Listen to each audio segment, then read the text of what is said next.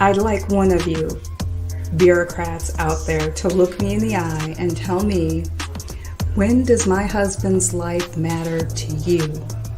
Because it matters every day, every second of every day to me.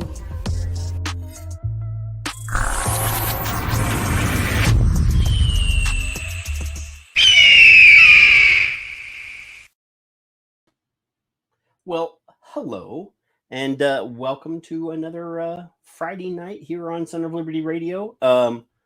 We're having some fun tonight, and I'm testing out a new camera. And trying to see, the settings are a little bit wonky, so I look a little bit washed out, but we'll figure it out. Howdy. We're gonna have some fun tonight. We have Kevin, obviously, and Kevin and I got some really good news this week. We feel blessed. We had a wonderful bit of mail came in, and it was a touching letter. And inserted in that was a little bit of money, enough money to pay all of our bills for the show for a year. And it was awesome. And sometime tonight we'll read the letter that came with that. It's very awesome. And then Five Ponds decided to sponsor us as well. So we're going to be upgrading some of our stuff. We're going to be adding new things. And one of those things is we're going to have our own dedicated website with video and chat and everything for the future if we decide, or if we get kicked off of our other platforms, because they don't like us on all of our platforms. So we're going to be doing that as well. And we got Kevin's website out of Hawk. So Kevin's website is now paid for an entire year, sponsored entirely by Five Ponds and Son of Liberty Radio. So that is going to be awesome as well. I know that Kevin is excited about it. Hey, Kevin. Hey, what? Are you excited about having your website back out of website jail? Absolutely. I already linked something on my Twitter just to see that it would work correctly, and it was like magic.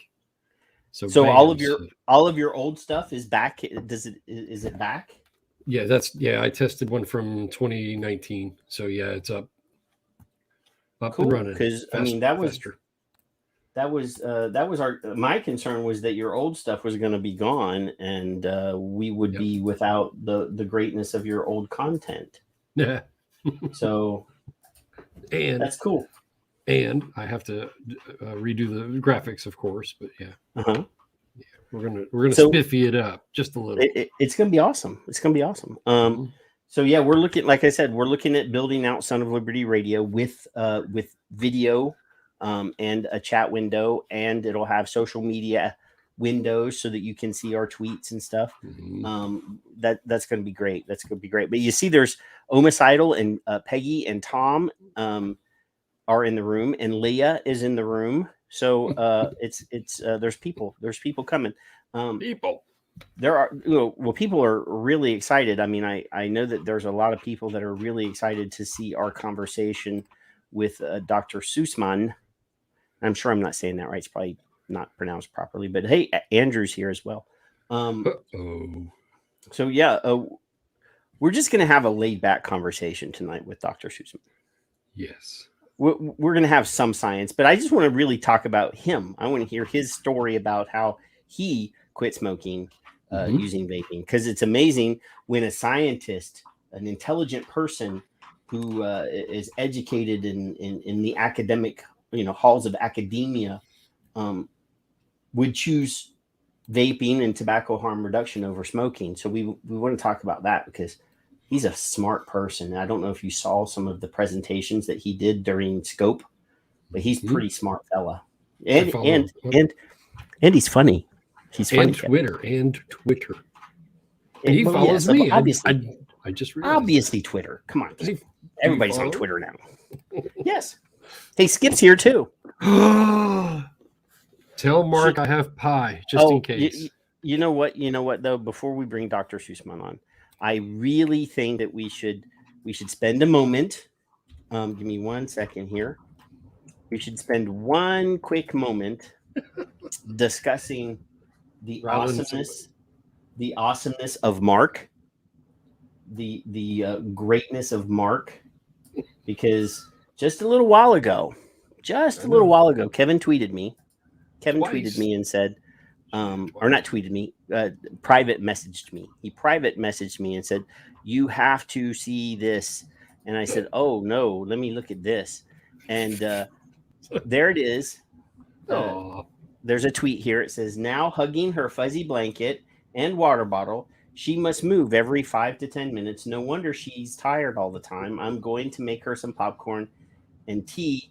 Maybe I'll live to see tomorrow. Make her laugh tonight, TV guys. She needs it. Love you. We will remember this is funny from Mark." And then there's a picture of our lovely friend Skip, who is such a powerful fighter for vaping that when she can take a minute to rest, she gets it. She does. So I want Skip to really tell Mark how much we appreciate him. Love. We love Mark. Love. She says in the chat room, Kevin, do you see this? She says, somebody is going to die. Well, I hope it's not Mark. Mark is the only one that she can actually get to. So, but anyway, hey, let's welcome Dr. Sussman on the show. Oh, yeah. Hello, Dr. Sussman. I think for the rest of the show, I'm just going to call you Roberto. Is that okay? Yeah, sure. Okay, all right. Because we've streamed before during Scope. I was on the last day of Scope with you for a few minutes. So we've met each other already now. Yeah. Well, nice to see you again. So, I mean, the purpose of having you on, obviously, is your presentations during the Scope were awesome. And you also presented with humor. And it was entertaining as well as educational. But we always like to bring on scientists. You know, we had Eliana Rubashkin on from New Zealand. Well, she's actually from Colombia by way of New Zealand. And Dr. Charles Gardner. You know, we like to have smart people on. We have Dr. Colin Mendelsohn on the show. We like to talk to those people because, A, they bring information that the viewers can absorb. And usually, especially if they're scientists that actually do vape, because, you know, Charles Gardner and you both vape, it also lends credence to our claims that they're safer than cigarettes by orders of magnitude. And having somebody that's, you know, smarter than us as examples, you know, that actually helps us. Yes. Well, people are smart in their own ways. Like, for example, according to my wife, I'm quite dumb in some issues. Me too. Well, I mean, I hold several academic degrees, but I am not a PhD. And my wife also tells me all the time how stupid I am. So I think that's just a part of being a husband. Yeah. Yeah. Yes, that's right. So you were a smoker? Well, I still smoke. Let me say so, because but I smoke. See, this is a 19th century electronic cigarette. It's an electronic cigarette from the 19th century. I actually have a new version of that, which is a 20th century version of that, which is an actual electronic cigarette. Yeah. No. I also have my electronic pipe. In fact, I have two of them. But occasionally, see, I'm an oddball in this issue of transition from smoking to vaping, because, you know, so some stories are dramatic. Even I have a son who's 40 years old, and his transition was dramatic. He was a heavy smoker, and et cetera, et cetera. And then it was like vaping was the light for him, right? Mm-hmm. There are some dramatic cases of this type. There are other cases where people accidentally, without proposing themselves, suddenly made the switch. In my case, I must say that I keep this as an occasional pleasure rather than smoking 4 or 5 times per day, something like this. I smoke one every 5 days, only one, and I enjoy it tremendously. And See? there's nothing wrong with that. There's nothing wrong with treating yourself to something that you like.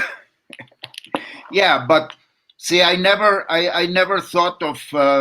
I went into vaping simply because I found it pleasurable. Mm-hmm. It was a pleasure. It was not something that, I had to do it to save my life, and because I was already spitting my lungs out or spitting blood, or this dramatic situations happened, but it was not my case. I was very happy smoking my pipe, and of course I hated all these tobacco control things and so on, because I was a smoker, and I felt personally attacked by that, because I could understand that people would not allow me to smoke my pipe or my cigars. I was not a cigarette smoker indoors. I would understand that. I would understand indoors. Some people don't like to be disturbed by the smoke or whatever. But when you are in a campus and you cannot even smoke in a parking lot 100 meters away from anything, Yeah. no, I can't accept that. I think that's fascism. It is. Yes. Has nothing to do. That's something that you would expect from Stalin or from Hitler, but not from a modern democracy. I don't care how horrible is smoking, and I don't care how many doctors come and tell me they open lungs and they saw this and that and that. And I do not disregard what they say. I agree. Smoking cigarettes is very bad. And in fact, probably if I would have continued smoking my pipe, I would already have problems with my throat, etc. I agree with that. But that doesn't mean that they have become just too punitive, too oppressive. And so, and then I passed to vaping because I liked it. I found it pleasurable. Not because, say, in this respect, I'm probably an oddball. I'm not going to say save my life or whatever, because I would not be honest. In fact, I moved to vaping because I found the product extremely pleasurable and extremely practical as well. Because the pipe, once I light the pipe, well, yeah, it's 45 minutes. I have to. On the other hand, I can take one of these guys, and I can put it in my pocket. Yeah. And whenever I want, I just puff and I put it back. And you can't do that with a pipe, right? No, and you gotta dig at it and get it just right, and you gotta fiddle with it sometimes. It's a hobby in the same way that this is a hobby, right? Exactly. Yeah. Yep. And it has become for me a hobby. It's a hobby that I enjoy and so on. And I find the product extremely robust, because how many products can you think that have been attacked with such vehemence as this product? Well, they're just afraid that somebody is having a good time and they don't like it when you're enjoying yourself. Yeah, they think that if you quit smoking, then you have to pass through like Jesus Christ with a cross and with spines in your head and everybody whipping you if you quit smoking. So we quit smoking. In my case, I reduced it drastically with pleasure, and they don't like it. No, they definitely don't like it when you're enjoying something that it wasn't their idea, for sure. Yeah. And something, if you're having fun and they're not, it's definitely not allowed. Yeah. Definitely not allowed. But I think these guys never have fun. I think they don't know the concept. Well, we have a senator here that's very vocally anti-vaping, and a few years ago, he made a stupid analogy while talking about flavored vaping, and he said that, and he named off candy, and he's like, grown-ups don't like that, and I was just like, are you a grown-up? Because then conversely, we had a senator from California, Nancy Pelosi. She was showing people on national TV all the different flavors of ice cream that she had in her Sub-Zero freezer on TV, and I'm like, well, then she can't make the argument that adults don't like flavors because she's got a huge collection of expensive ice cream, gourmet ice cream in her freezer that is flavored. Yes, and that will attract kids. Yes, Mind definitely. And that's what happened to me. I liked ice cream, and look what happened. That's right. You have a fridge full of fantastic flavors ice cream, and you have to lock it because if you have children, they'll be ransacking it. Yep. So a quick aside real quick. During the scope thing on I think it was night 2, they were running a video of Dr. David Sweaner. It was his TED Talk. And right towards the end of the TED Talk, YouTube pulled the scope transmission down. But he was in the middle of giving his speech talking about how fighting tobacco control was like slaying dragons. Yes. So then when he went off, that was the last thought in my head was slaying dragons. So I went and I designed a slaying dragons t-shirt, and I designed a dragon that looks like a cigarette, and a knight, instead of using a lance, he's got a vaporizer. So this is one of our t-shirts. I just got it in the mail, and I was like, I'm going to wear that and show everybody. Not to. Yeah. By the way, why was David's presentation pulled out? Do you know? I think that somebody reported the video. Somebody that didn't want us on reported the video, and YouTube pulled the stream down. But then when we appealed it, they watched the content and realized that it was, somebody being malicious and trying to interfere with our presentations. So then they ended up removing the strike from the channel, but it was a pain in the ass. Yeah, yes. Sure. And now that you mentioned that, there is something that I've noticed, because I've been already as an activist, let's say, from 2016. It's already almost 6 years. And I've noticed that the anti-vapers have become worse. Like before, before you could speak with them. Now they have become very thuggish and very malicious. Very. And it's awesome when people like Cliff Douglas, who was right in that group, comes out with his announcement 3-4 months ago, Kevin, where he basically calls on public health and calls on tobacco control to actually open their eyes and start looking at tobacco harm reduction and looking at the benefits of vaping.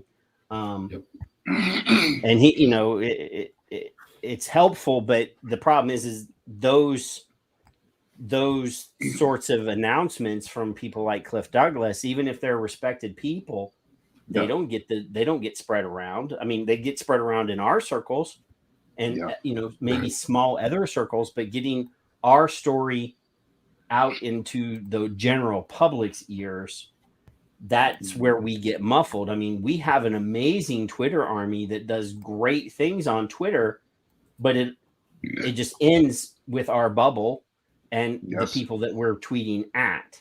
So, this week, Dr. Michael Siegel was on a TV show here in the States called The Doctors. And they had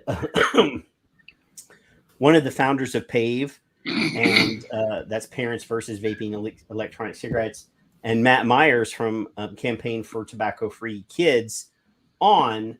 And he, as far as I'm concerned, he pulled their pants down in front of everybody and showed that, that they don't have any goods. And,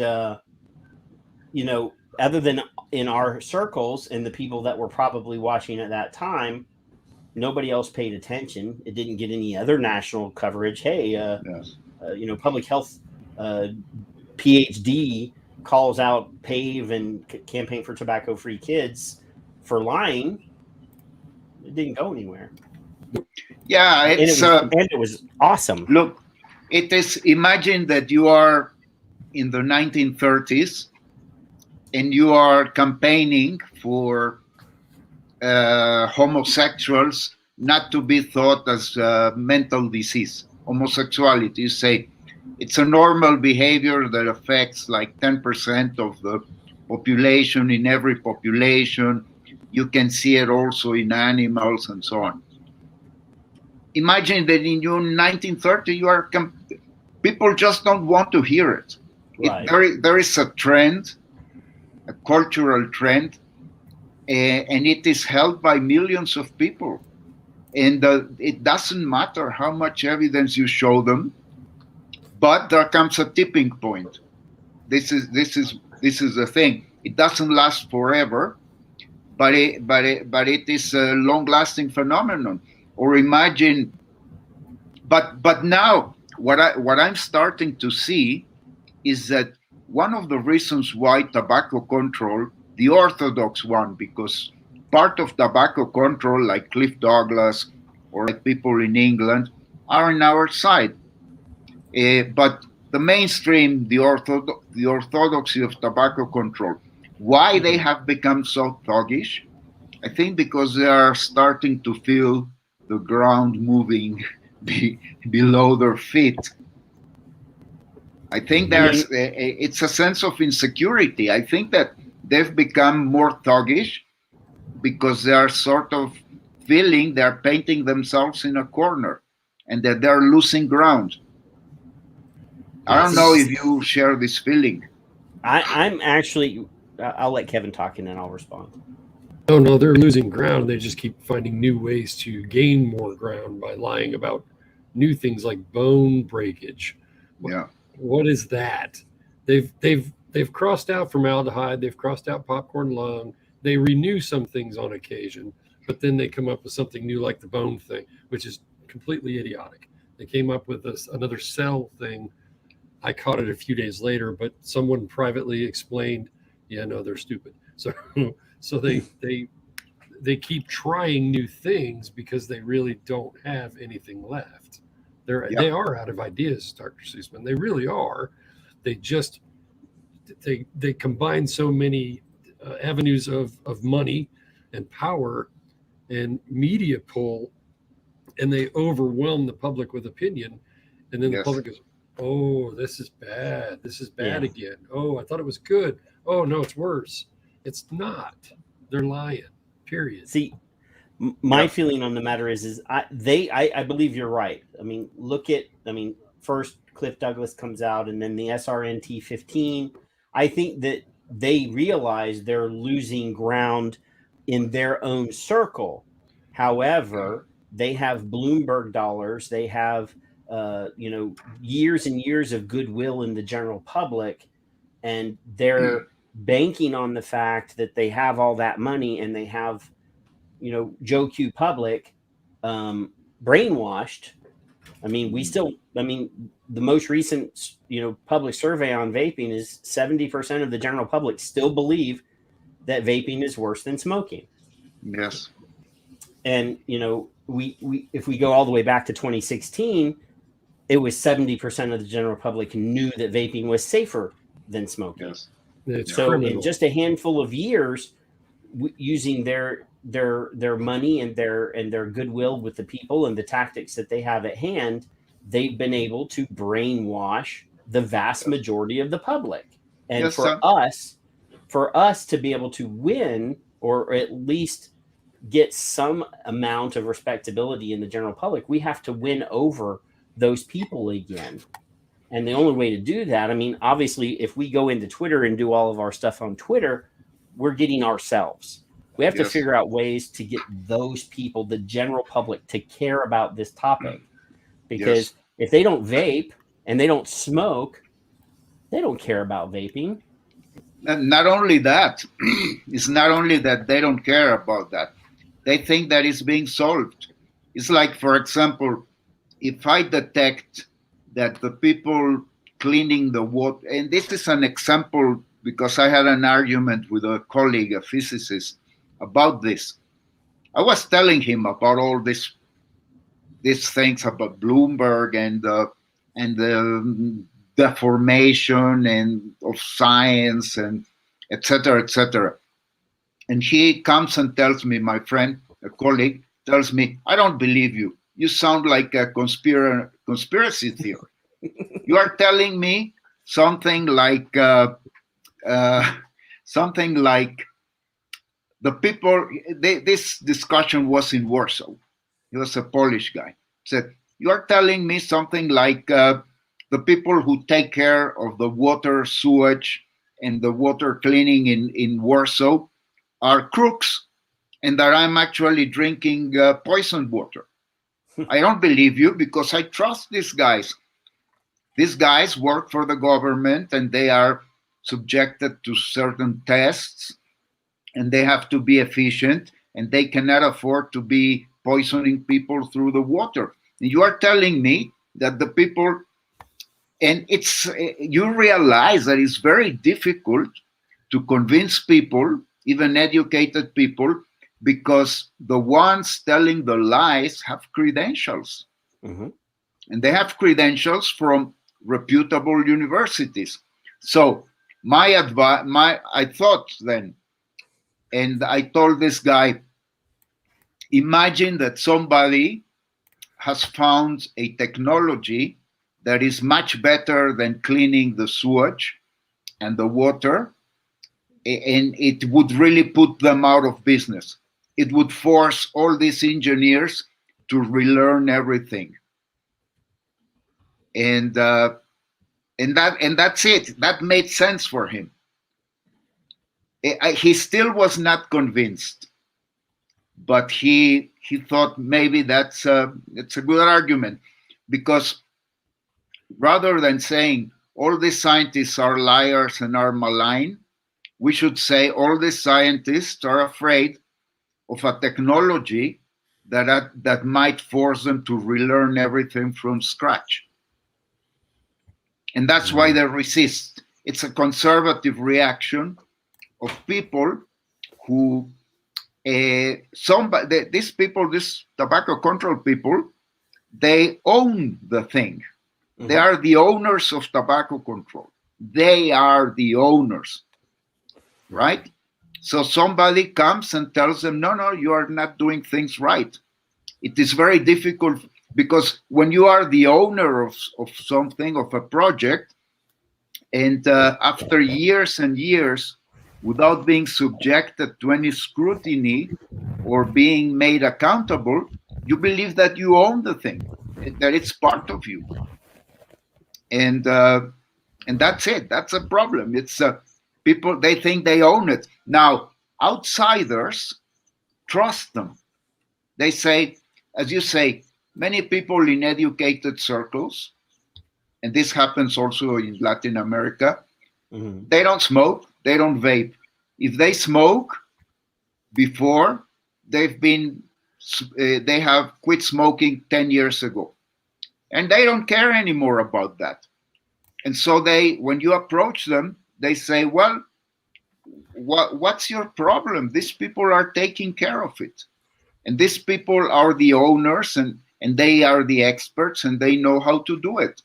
So let them alone. Go and do your own business. And it's very difficult. I don't know if I explained certain points. I have certain ideas, but it's very difficult because it's we say in Catholic countries, the monks are inside of the cathedral and the crackpots are outside screaming. Here it's the opposite. The crackpots are disguised as priests, are inside of the church. Mm-hmm. And the priests are outside and are being labeled crackpots. Isn't it dangerous that way? At the very minimum, they are a very dangerous sort of cult on their own. They've become a cult. Yeah, definitely. They've become who they hate, just by default, and they can't open their eyes far enough. If Patrick and I see that you've put something out, or Dr. Farsalinos has put something out, we take it literally and we say, okay, wait a minute. Dr. F put one out about formaldehyde or cinnamon hide or whatever it was, and vapors were so pissed off, but I want to know that stuff. I don't use it personally. I never did, but my wife may, and I want her to have less harmful product. So I have to trust somebody. And I've pointed my face towards you and others like you and Dr. Gardner and Dr. Farsalinos, because the other people who are supposed to be knowing everything say they don't know anything. We don't know enough. We don't know enough. We don't know what's in them. We don't know enough. So when you have those people in their closed door meetings at COP9 or and the others, and they say, "Now we want to talk about this 2 years from now." If the most important thing is for a consumer to stop smoking in their head, in their mind, why does it matter how? That pisses me off to no end. If I stop because I wanted to chew on this mic thing, thank you very much, Nick, then would you really care? As a doctor, I mean, okay, does it work? Yeah. Oh, good enough. That could also be dangerous. You might, break your gum and bleed to death, but at least I know the risk, legally, realistically. And you tell me what you know about this mic stand, and then you say, well, you can do that, but it's not good for you. Just tell me the honest truth and we'll move on. They can't stop. We do the same thing though, Kevin. I mean, I watched a wonderful live stream this week with Phil and Shell Hamill. You know how I love Shell Hamill. She's like my sister. Yep. And one of the statements that she made in the show just really irked me, because, the question about whether kids are buying stuff at vape shops, and she said, "Oh, no, vape shops don't ever, vape shops are innocent. And I'm like, we know that they aren't. And she again quoted the FDA the FDA sales, but when you look at the state level buys, vape shops are disproportionately counted in there. And then I sent you a link today of a vape shop that got that pled guilty today of working with China, directly with China, to create counterfeit vape products. Yeah. So we cannot assume that our side, that the open vapor market is 100% innocent. Yeah. Because there are bad actors everywhere. And we have to admit that. And we have to point them out. we're being obtuse and blind and stuff. We have to admit that there are bad people, and bad people exist in our circles as well as outside of our circles. Yes, but we have to insist that the law is applied to the bad people, but not to the whole sector. Right. So it's like when in the States, I don't know if they have a youth vaping epidemic in Mexico, Roberto, but apparently we have one here, even though the numbers don't show that. But obviously, if kids are getting access to products that it's not legal for them to get, it's not the product's fault. That's like blaming the car for people that drink and drive. Yes. Which is nobody would ever argue that it's Ford's fault that somebody that was driving a Ford was drinking and driving. Yes, it's a response. Attack us. It's as you say, the bad actors that exists everywhere. There are different type of bad actors in different places, and as far as I understand, this issue of the kids is so American.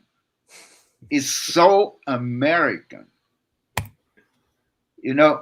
Where else in the world you have to be 21 years old to have a cigarette or to have a beer? You're welcome. It's so American. It's it gives us a headache. And this is one of the reasons why the Bloomberg guys here in Mexico, there are some NGOs that are funded by Bloomberg, and they are trying to create a Mexican equivalent of the teenage epidemic and the Parents Against Vaping. They've tried to create that. Zero, no echo at all. Because there is youth vaping here in Mexico too, but it is tiny in comparison with the amount of teenagers that drink alcohol and that smoke. It's tiny. See, once I remember it was a meeting in the lower house of Congress in Mexico, and one of these guys that he's directly sponsored by the union, by this Bloomberg outshoot, and he was showing pictures of boys. I don't know if these pictures were photoshopped or whatever, of boys who looked like 13, 14 years old, and they were vaping and commercials and so on and so on. And telling people, look what's happening in front of your eyes, and you are not doing anything. And then I just show them the statistics. My talk was after his talk. And I said, this guy said this and showed lots of pictures, but didn't give a single reference. These are the polls. These are the Mexican national polls. And out of 18,000 polled teenagers, 18,000, it was a major national-wide poll. They took place in 2018. How many do you think were vaping every day? 5%. 3. 2. No. 10. 15. Ooh. Wow. 15 out of 18,000. Wow. 15 total people? Yeah. Well, no, that doesn't mean that they're only, it's a poll. The poll, it's a subset it's a representative subset of the population. Okay. It's like a drop. Yeah. You take a drop and you analyze that drop and you make statement about the whole water, right? Extrapolating. Yeah. Yeah, you extrapolate. Yeah, yes, sir. And so if you extrapolate, maybe out of, 20 million teenagers in Mexico, maybe you have 2,000 vaping every day. Wow. So there is no epidemic. There is no epidemic. It's I got to ask the question because it's so rare to have someone with your caliber to answer it. Is it that bad that they are vaping instead of smoking? Because they would be smoking. True? No, out of all the possible adult behaviors that kids would take, vaping is the less harmful because it's less harmful than smoking. it's less harmful than drinking. It's less harmful than I don't know what else, like than cannabis even, because you know, uh, cannabis is a especially THC. THC is a stimulant. It's a psychotropic is stimulant, but nicotine. You can have lots of nicotine and still drive machinery and still think and so on. No, I'm absolutely say this. What I'm saying is maybe it's not appropriate. I probably would not say it everywhere, but I think that youth vaping it's a non-issue. It's a non-problem. Yes, No, it's so we insignificant. we I would mean, definitely agree with you on that one. No, and in fact, I think it's about time to say it. It's about time to say it, because if we don't say it, then we're still playing their game. Because see, their game is, oh, teenagers are vaping, minors are vaping, nicotine would the brain development, nicotine, blah. And so what many vapors do? No, no, no. We are against teenage vaping. No, teenage vaping, it's terrible, terrible. It's Satan, Satan. No, no, no, no, no. And so we play the game. We're just we're just telling them, yeah, it's a very bad problem, but fortunately it's not happening. It's not happening. It's very little, very little. And probably it's about time to change the strategy and to say, yes, teenagers are vaping. So what? That's a non-problem. It's a non-issue. It's a problem you are inventing because you have nothing else to say. Right. And to move the carpet out of their feet, not to play their game.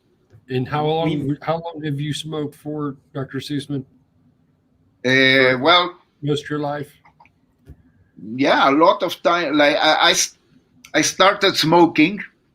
I tried the first time when I was 12. So, but Kevin beat you. Kevin's been smoking since he was 8.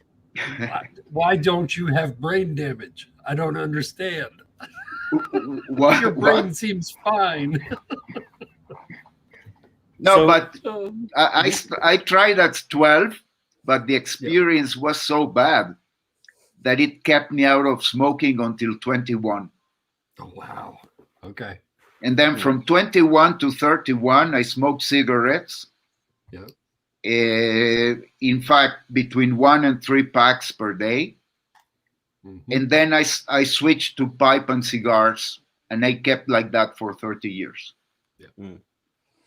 So we've had several shows, and we've been talking about this quite thoroughly on the show. We've cited scientists that show that scientific actual studies, not by tobacco people, not by vaping people, but by scientists that specialize in just studying nicotine by itself, that shows that nicotine actually does have beneficial qualities. Yes. We did a show during the Scope a week talking about neurodiversity and nicotine, and there are several people in the chat room that participated in that conversation.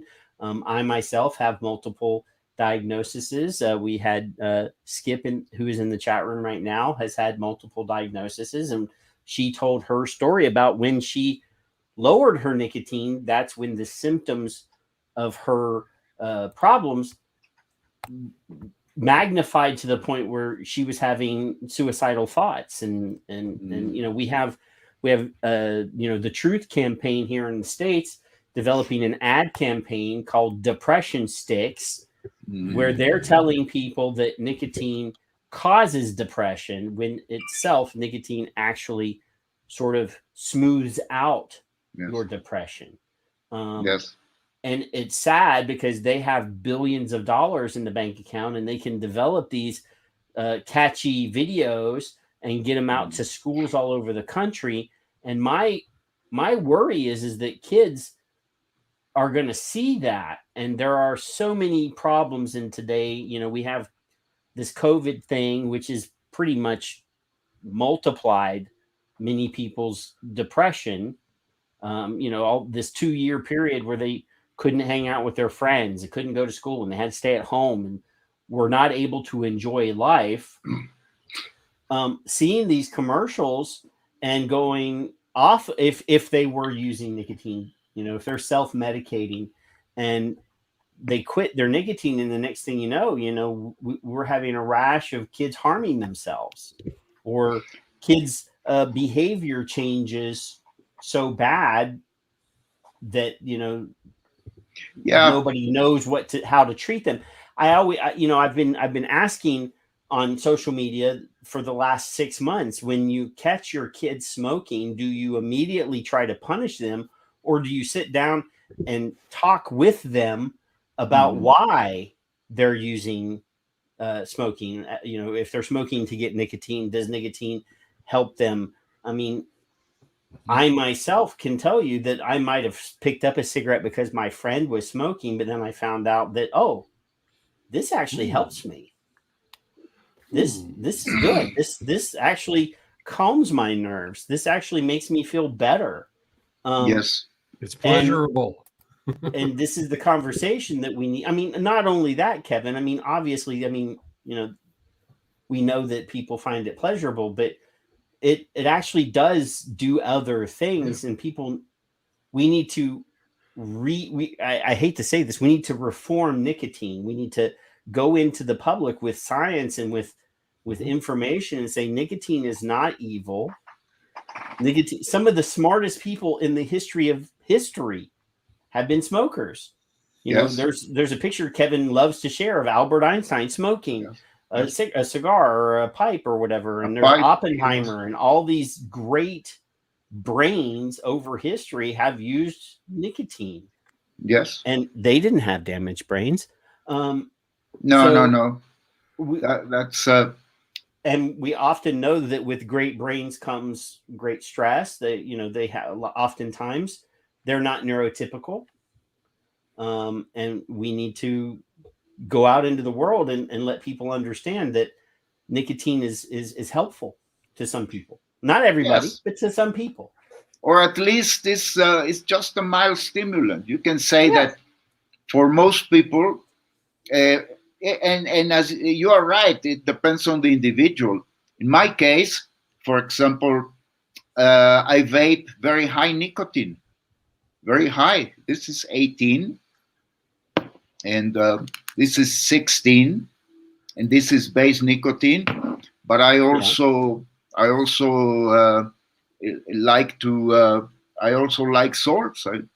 I use a Juul, and you're in the right company, because Kevin and I both vape 12 and 18 milligram nicotine. Free base nicotine, and it helps. I like it. It's one of the things that I suffered when I went to North America in the winter time for work is the fact that I was not allowed to smoke, because in fact I told a Canadian colleague who invited me to work with him in Halifax in February. I said, with one condition, I'll go. He was paying my fees and everything, my airfares, everything. And I say, I go with one condition. I want to be, because I know it's February, it's going to be very cold. I want to be able to stay in a house where I can smoke. And at that time I was vaping more than smoking. Yeah. I said, where I can vape. I want to be in a place where I can vape. Yeah. Nova Scotia. That's my condition. Because otherwise I can't work. I can't work without that. Yeah. You don't want to be in Nova Scotia in February. Very cold. Yeah. And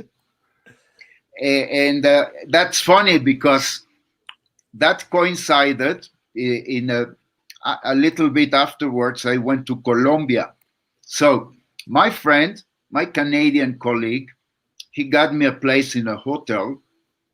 And in that hotel, I was allowed to vape, not to smoke, but to vape in my room. And then I was registering, and there were lots of people around. And I told the clerk, I want to make myself, I want to be assured that I will be able to vape in my room. Otherwise, I will not register. And the guy says, quiet, quiet, quiet. Don't say that anything. And he took me to a corner and he said, yes, we're allowing you to vape just because of Professor so on and so on. He asked us that you need to vape. So we're allowing it, but you should not say, don't tell it to anybody. Don't say anything. Yeah. It's like if I would have asked the guy, can I look at pornography or can I have an orgy? Well, now and then Roberto. Then I got to Colombia just to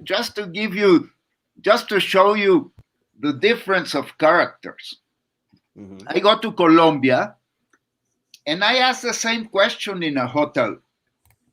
But then I asked, hey, can I vape in my room? Because I had this experience from Canada. Can I vape? And the clerk says, of course you can vape. Come on. See. In fact, he said, go to your room and vape. We want to see if the alarm turns on because we don't know. So it will be a good experiment if you go, enter your room, throw your cloud, and we will watch out if the alarm registers it. There you go. Just to show you the difference between the Anglo-Saxon culture, which in Canada can even be worse than in the US, and Colombia and Mexico. Yeah, because smoking's okay there. It's more socially acceptable. Yeah, look, it's not seen okay. It's seen as a nuisance, but not as the sin of all sins.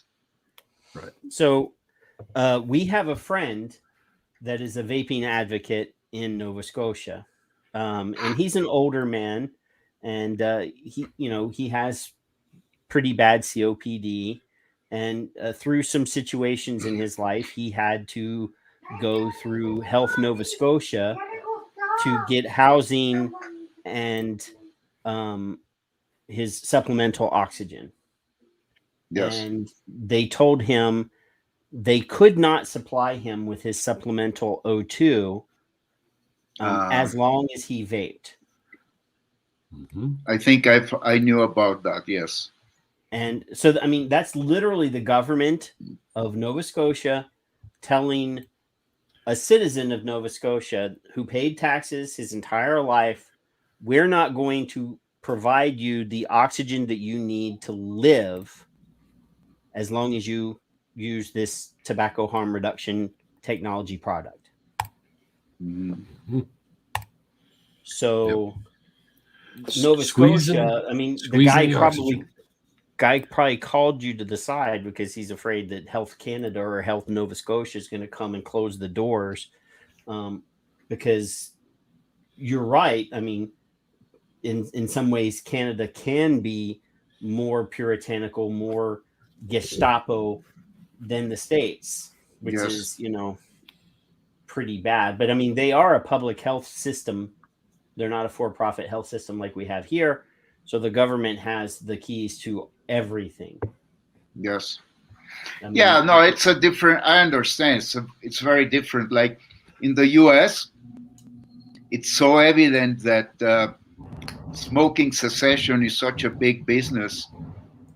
And it's so dirty, the MSA, it's so dirty in the US. And but in Canada and in other countries, like in Canada, you could say it's it's puritanism, it's prudishness, it's misunderstood prudishness. But in the US, that's only part of the problem.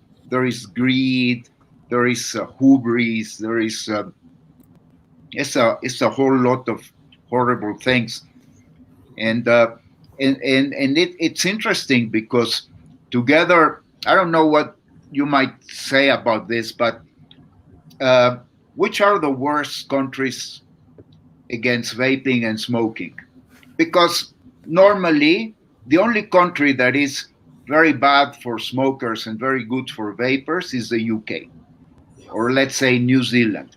But the other countries, they are bad for vaping and bad for smoking, both. These are Protestant countries. Mhm. Look at them, Scandinavia. Scandinavia is horrible. It's like California, it's worse. Then you have California and the Eastern Coast, and Canada and Australia. When, on the other hand, if you are in France or in Germany, things are much better. Like vaping in Germany is not official policy, but it's flourishing, and you have advocates among the medical profession in France also. And I don't know, it's something cultural that has to do with especially in English-speaking countries, with the exception of the UK.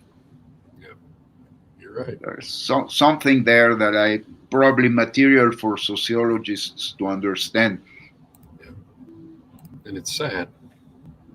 And in France is, in my mind, not to pigeonhole that country specifically, but smoking was extremely popular, way back when, in the olden days when Patrick was born. But it's subsided, but it's still there quite regularly. It's socially acceptable. They're not yelling at you to run out to the side of the road and try to get killed by a car while you're smoking outside the bar, or vaping. Yeah, and it's very similar in Mexico. Like, for example, if I'm a smoker and I'm invited to a house, and I ask the owners, "Can I smoke?" They will say 9 out of 10 times they will say yes, but not inside of the house. Right. But then once outside in the yard, they will put a very nice chair for you, a comfortable chair. They will bring you an ashtray, and there you can be. You can be smoking outdoors, and they don't care. Yeah.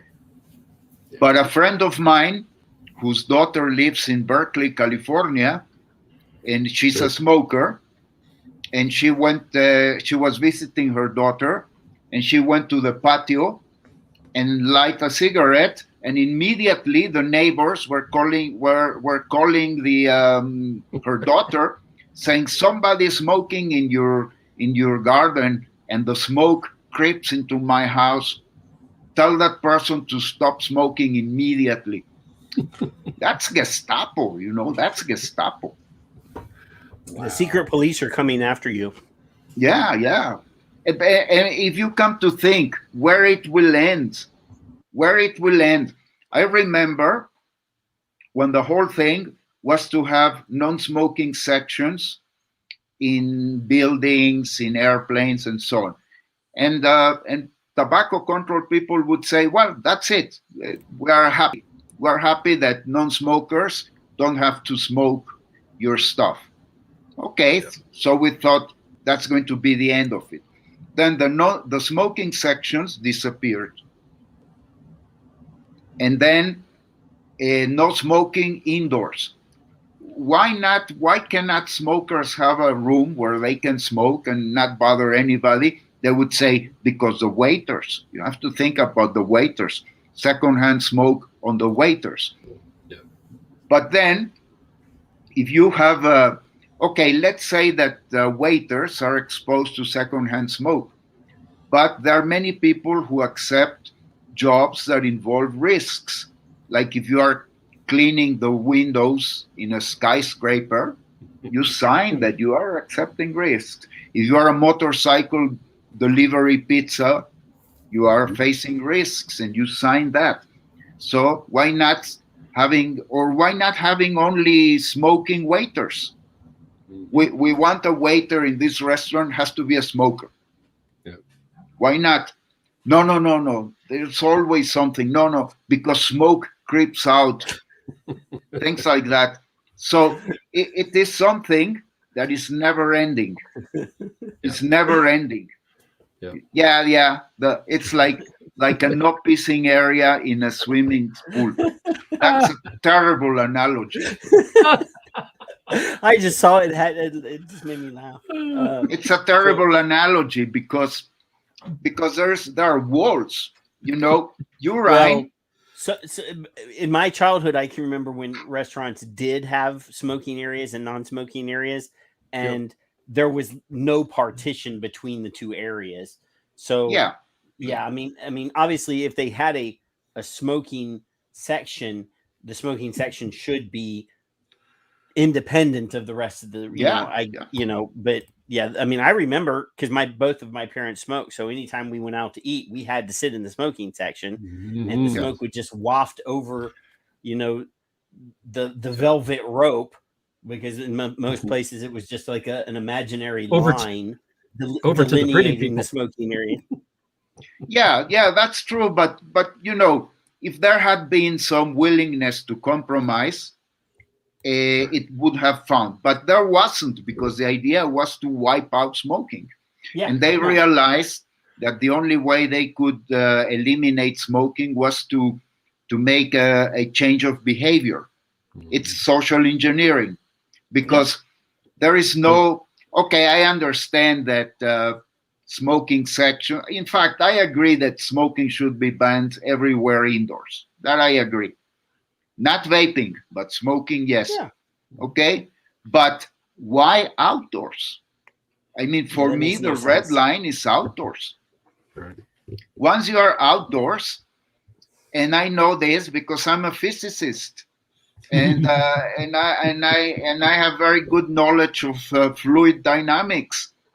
And smoke rises, so if you're outside, you'd have to jump pretty high. No, and it disperses very fast. Yeah. If you are a few meters away from the smoker, even in the direction of the plume, you can't detect anything.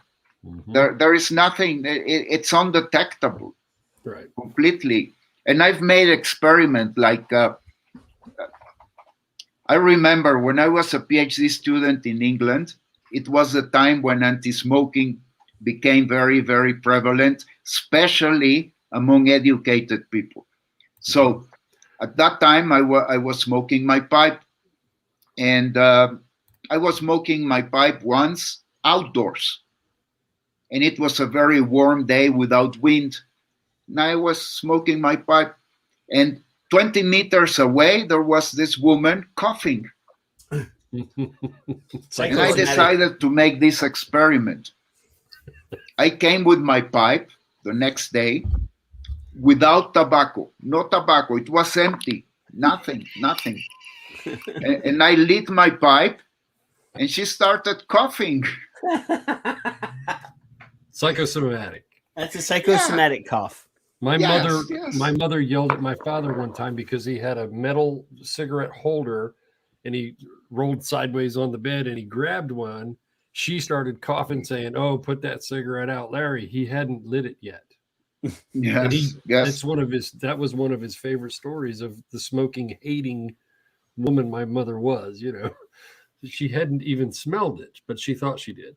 Just like your exact experiment. Yeah, beautiful. Yes. See, that's another very interesting anecdote.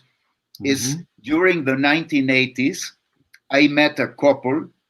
They were both English, and they were very adventurous people. And they did something that nobody did in those times. They drove around the Soviet Union by car. Ooh. Nobody did that. You want to travel to the Soviet Union, had to be in an organized group, and they would take you wherever they want. But somehow these people were able to drive through the Soviet Union. Of course, there were some areas of the Soviet Union where they could not enter. It was forbidden. So they avoided these areas, but there were many areas where they could visit. Suddenly, it was the middle of the summer, and summer in Russia can be very hot. Very hot. It was the middle of the summer, and they came into an industrial city. It's maybe a city of about 250,000 inhabitants. They were too tired of driving. So they parked the car and they took the tramway. And once they were in the tramway, they couldn't stand the stench of the people. Why? Because in those days, in the Soviet Union, all clothing was made with polyester. Oh. And you know that polyester, once you sweat, polyester really stinks. Mm-hmm. So all the Russians of all ages, pretty women, big, tough guys, young girls, grannies, everybody was dressed with polyester, and the tramway was full of people. Temperature was probably, I don't know, 38 degrees centigrade, the middle of summer, and the stench was horrible. They had to get off the bus. And you know what can we learn from this? The Russians were used to it. Mm-hmm. It was normal for them. It wasn't offensive. It wasn't offensive. It was normal. Everybody stunk like that because it was the only type of clothing that was allowed. And the same thing was before with smoking. Mm-hmm. People smelled it, but it was normal. Nobody was offended.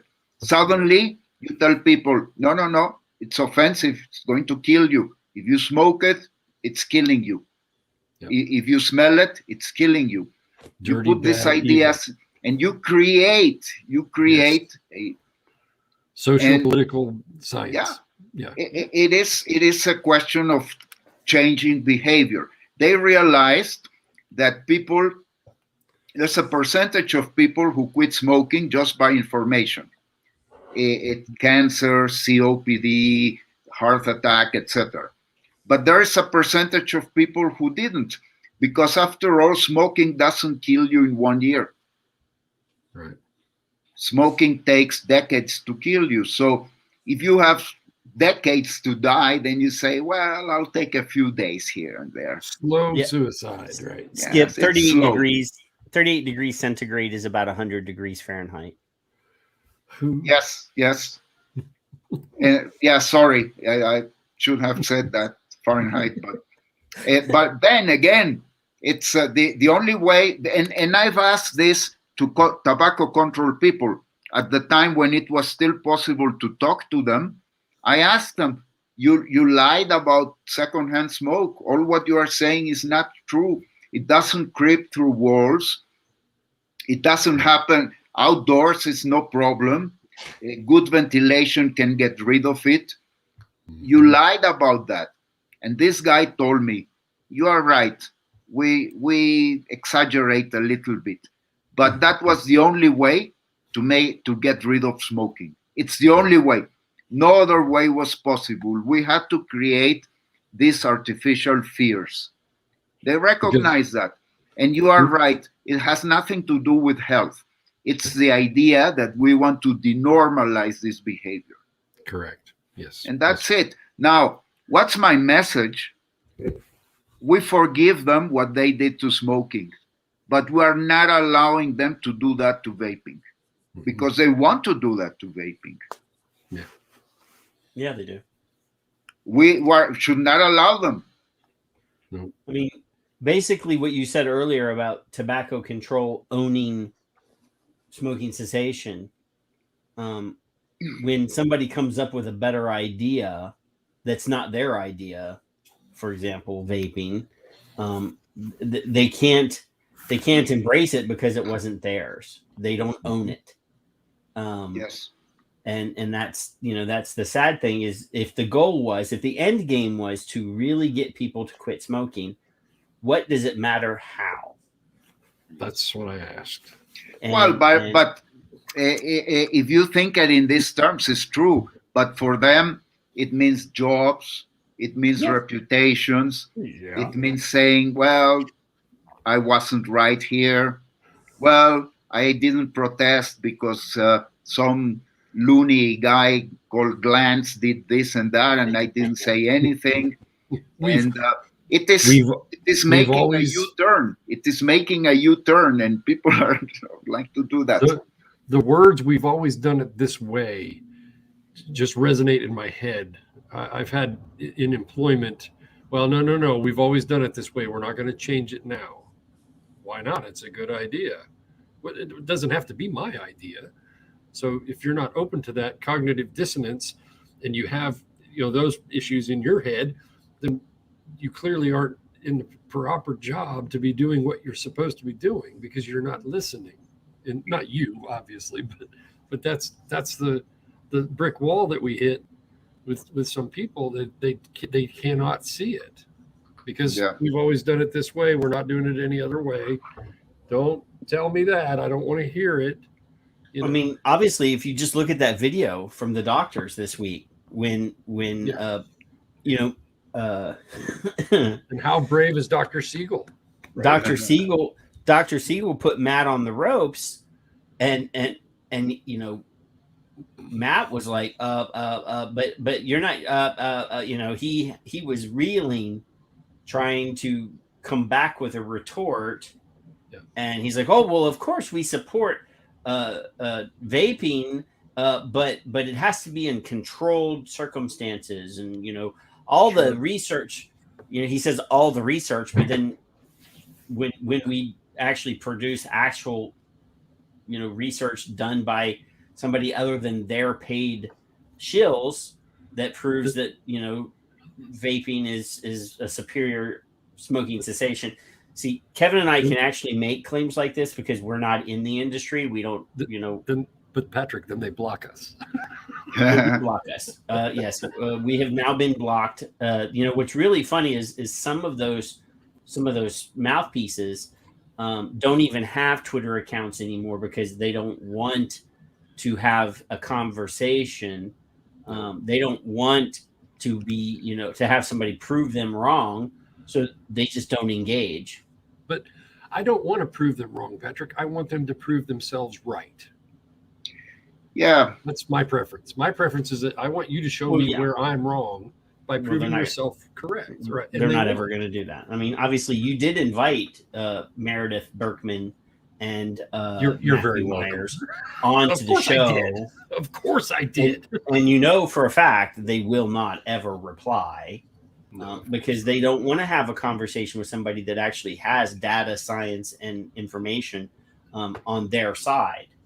I actually did tweet at them, because the doctors said in their tweet that Michael Siegel doesn't agree with Campaign for Tobacco-Free Kids and PAVE, and I said no. Michael's not the only one that doesn't agree with them. Actual science, data, and facts don't agree with them. And they missed them. And I said science, data, and facts would like to have a conversation with them because they're tired of being misrepresented. I think I'm going to take a microphone because I think now it's quiet here. Or can you hear echo? A little bit, but it's okay. Yeah. So, okay. Dr. Sussman, is it strange that consumers actually do know, not necessarily from you, but do know more than most of the people who think they know everything when they don't know enough? Is that an odd thing in the world of medicine / consumer / knowledge? Yeah, probably in this case it's a special case because it's a new technology, relatively new, and the medical profession is like scared of it. It's they don't want to touch it. They think, and so they react. It's a combination of fear, ignorance, and ideology, and it didn't come from them. It's from the bottom up, not from top down. That's the way they are used to. That is top down. Ego. And some of these medics are, not all of them. Some of them are genuinely worried. They tell us consumers, you are self-medicating. and that's not very good. That's not good. Like if you have a health problem, I don't know, you have a tumor, or you have some gastric problem and so on, and then you ask Dr. Google, and then you are self-medicating. That's why we don't like vaping. Right. And the reason why this happens is because medical doctors insist in seeing this as a medical problem, and insist seeing this as a sort of quasi-medicine, right? Mm-hmm. And it's a frame of mind. Look, suppose you have malaria. Okay. And then I come here and I say, look, this will not cure malaria, but will leave you with a very mild strain of malaria. No doctor would accept that. Right. Doctors would say, no. We don't want you to have a mild strain of malaria. We want you to be free of malaria. Mm-hmm. And so they think that of smoking in a similar way. Say, you are sick because you smoke. Now, you bring this, and this means that you will have a milder strain of the disease we rejected. Okay. And we have to tell these medics that this is not a medicine. Right. This is a change of behavior. This is a change of product. We're substituting one product for another. Mm-hmm. It's not that we are being cured of smoking. And see, many vapers believe this medical way of thinking. We should not believe that. We should become independent from that. First of all, we have to say smoking is not the disease. Smoking is a cause of many diseases, but smoking itself is a behavior. It's a habit, right? It's a habit, it's a behavior or addiction, whatever you want to call it, but it's not a disease.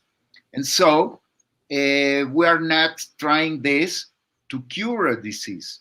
We are just changing the behavior. So we're actually, we've touched on this show a few times. We're actually enforcing the statistics and thoughts of them by agreeing with them. Like the children is the example you gave earlier, which was beautiful. The more I agree with that, the better off it is for them in the end. It's not for us. It's not conducive to our cause or our issues. Yeah. Okay. So I hope the audience is catching this, because it is important what he's saying. It's extremely important. Yeah, we shouldn't play the game. Not play the game. We are not playing the game, saying, oh, children, whatever. And then we say, no, yeah, you are right. Children, very bad, terrible. But fortunately, it's not happening. And we are agree with you. We are going to hit them and agree with that, and no children and so on. No, we have to say that's a non-problem. Right. There will always be kids that will break the rules. Right, and businesses have a different. We're not worried at all about that. And PAVE is a bunch of rich, white, hubris-like people, and we don't care about them. We don't care because they are worried about their kids, and they're not worried about many other kids of minorities or poor whites or whatever. They're not worried about these kids. They're only worried about their kids. Yeah. I think there comes a time that we have to slap them also. Yes. We're good at slapping. Businesses have to have a different approach as business. As a business person, they can't always agree the same way a consumer can. But for the consumers in the room, Dr. Sussman is making a few very strong points about how we interact with people who don't like vaping.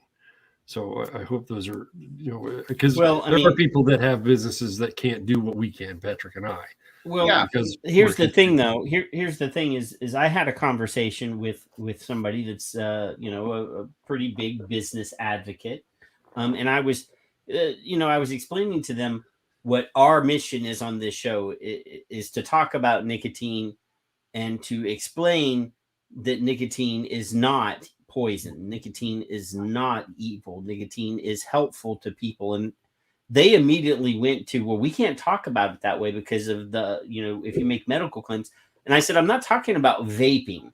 I'm talking about nicotine. And there's no law in the land that says that you can't be truthful about nicotine. Right. And that's a very good point, actually. Thing that we have to, we've been talking about the science of nicotine. We had Eliana on the show showing a nicotine molecule and how it breaks down in the body and what it does once it's in the body. We already discussed that. We understand the biochemistry of it and what how it affects your brain and your body. We know that. And they can't prevent anyone from having a conversation about nicotine. And that's where I think we failed, because vaping advocacy only wants to talk about vaping. Yes.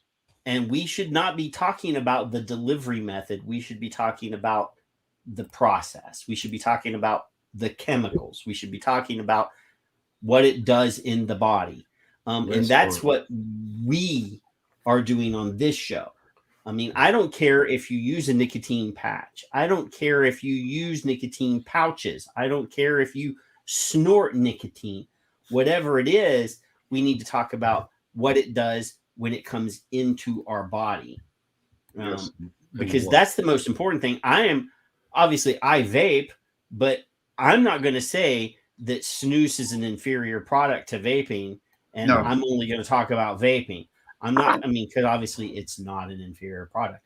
It's just an alternative. Yeah. Right. And I've actually been known to use snus. So, I'm not going to limit ourselves in the conversation that we have, because we are vapors, and a lot of the people that watch the show are vapors. But ultimately, if we defend the actual substance, then we're defending the technology and the practice of using that technology. The much broader picture, yeah. Yes. We need to change the fucking conversation, because God damn it, we've been having the same conversation for a decade, and people continuously, I heard the freedom argument the other day on a podcast or on a live stream, and I'm like, we can't continue to make that argument, because we've been using it for 10 fucking years and nobody is listening. You mean the argument of freedom of what argument? That we're free to vape, or? Oh, they're limiting my freedoms because they're taking away my choices. Yeah. We live in a country, you talked about social engineering. We live in a country that over the last 10 years, they've been doing social engineering to basically remove people's will to have a dissenting opinion about something, because they're afraid of what's going to happen, because you can't have a conversation anymore. You can't have a different opinion anymore, because you're afraid you're going to hurt somebody's feelings. Yes. The cancel culture. Yeah. And I'm so sorry. Horrible. If we live in a world where discourse is dead, in the United States, we have the freedom of speech thing, and people are afraid to exercise that because they're afraid it's going to hurt somebody's feelings. Well, you know what? I'm tired of that. I mean, obviously, the Son of Liberty Radio, we're going to fucking exercise our freedom to talk about the stuff that we want to talk about. And if it hurts your feelings, go away. Yes, that's right. In fact, this is also related to the issue of the kids. I had my son was a very problematic teenager, was very rebellious. And many times I just quit. I said, do whatever you want. And he learned by the bad ways. Yeah. But that's part of learning. If I remember myself as a teenager, I did pretty stupid things, and I was knocked down, but that's part of the learning. This idea that You have to protect kids. My kids. You have to protect them. And then you extend being a kid up to what age? Up to 30 years old? Like, college, these kids in college that are complaining about being hurt, their feelings being hurt. How old are they? 14? I would understand a 13-year-old, 14-year-old comes crying and say, Mommy, they told me that I'm a bloody Mexican or whatever. Yep. I would understand that. But if you are 24 and somebody insults your ethnicity or your sexual orientation, just fight back.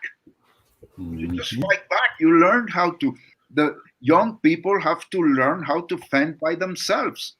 And this in the US is getting extremely protective and extending the boundaries of childhood up to 40 years old. They're infantilizing the entire society. Yes. They don't want them to speak for themselves. I'm going to repeat that for the people in the back. They don't want people to speak for themselves.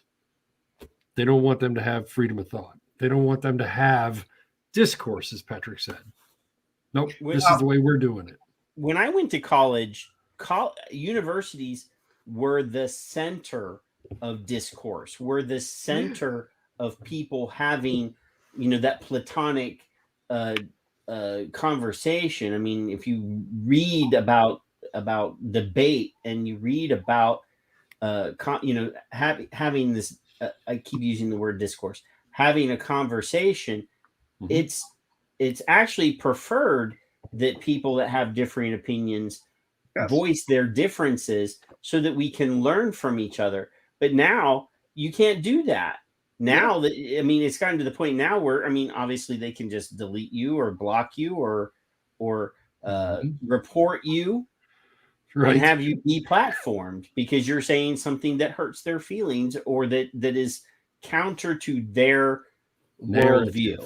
Narratives, yes. And again, that's a very American issue. Like you find that in other countries, but it's not so drastic. Like we know for a fact. Dr. Mara Glover, who I'm sure you know, yes, was canceled on social media for almost a year because she said something in a post that somebody didn't agree with. Yes, blackballed. And she, obviously she's still being blackballed by the academic community, but she finally did get her social medias back. But look at what University of Bath is doing to Dr. Farsalinos. This is an embarrassment for academia that they are instead of admitting that they made an error, they're just trying to cancel this dude.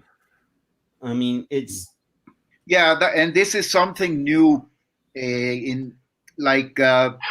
don't know if you've heard Ethan Nadelman talking about this, saying that in his old days when he was for harm reduction in other substances, illegal substances, never saw the people that were opposed to them doing the type of smearing and libeling as what the Bloomberg people is doing. It's just, and I have my own horror stories of that are not, like one paper that I wrote with Ricardo Pelosa. That paper has been circulating for 10 months. And it's only about now that it's about to be published because several journals just refuse to review it. And in one journal, we had 2 referees accepting the paper. And suddenly, the chief editor told us that the paper was rejected. And it's a way, it's not like what Farsalinos is facing, of course, but the problem is that there is a science, and here I can say as a as a direct experience as a scientist. There is a crooked science of anti-vaping, and that science is now very big, and it's a completely surrounded, closed self-system.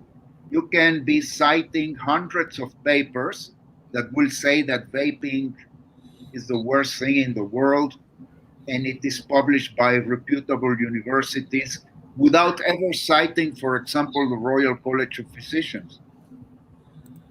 Unacceptable in your circle, isn't it?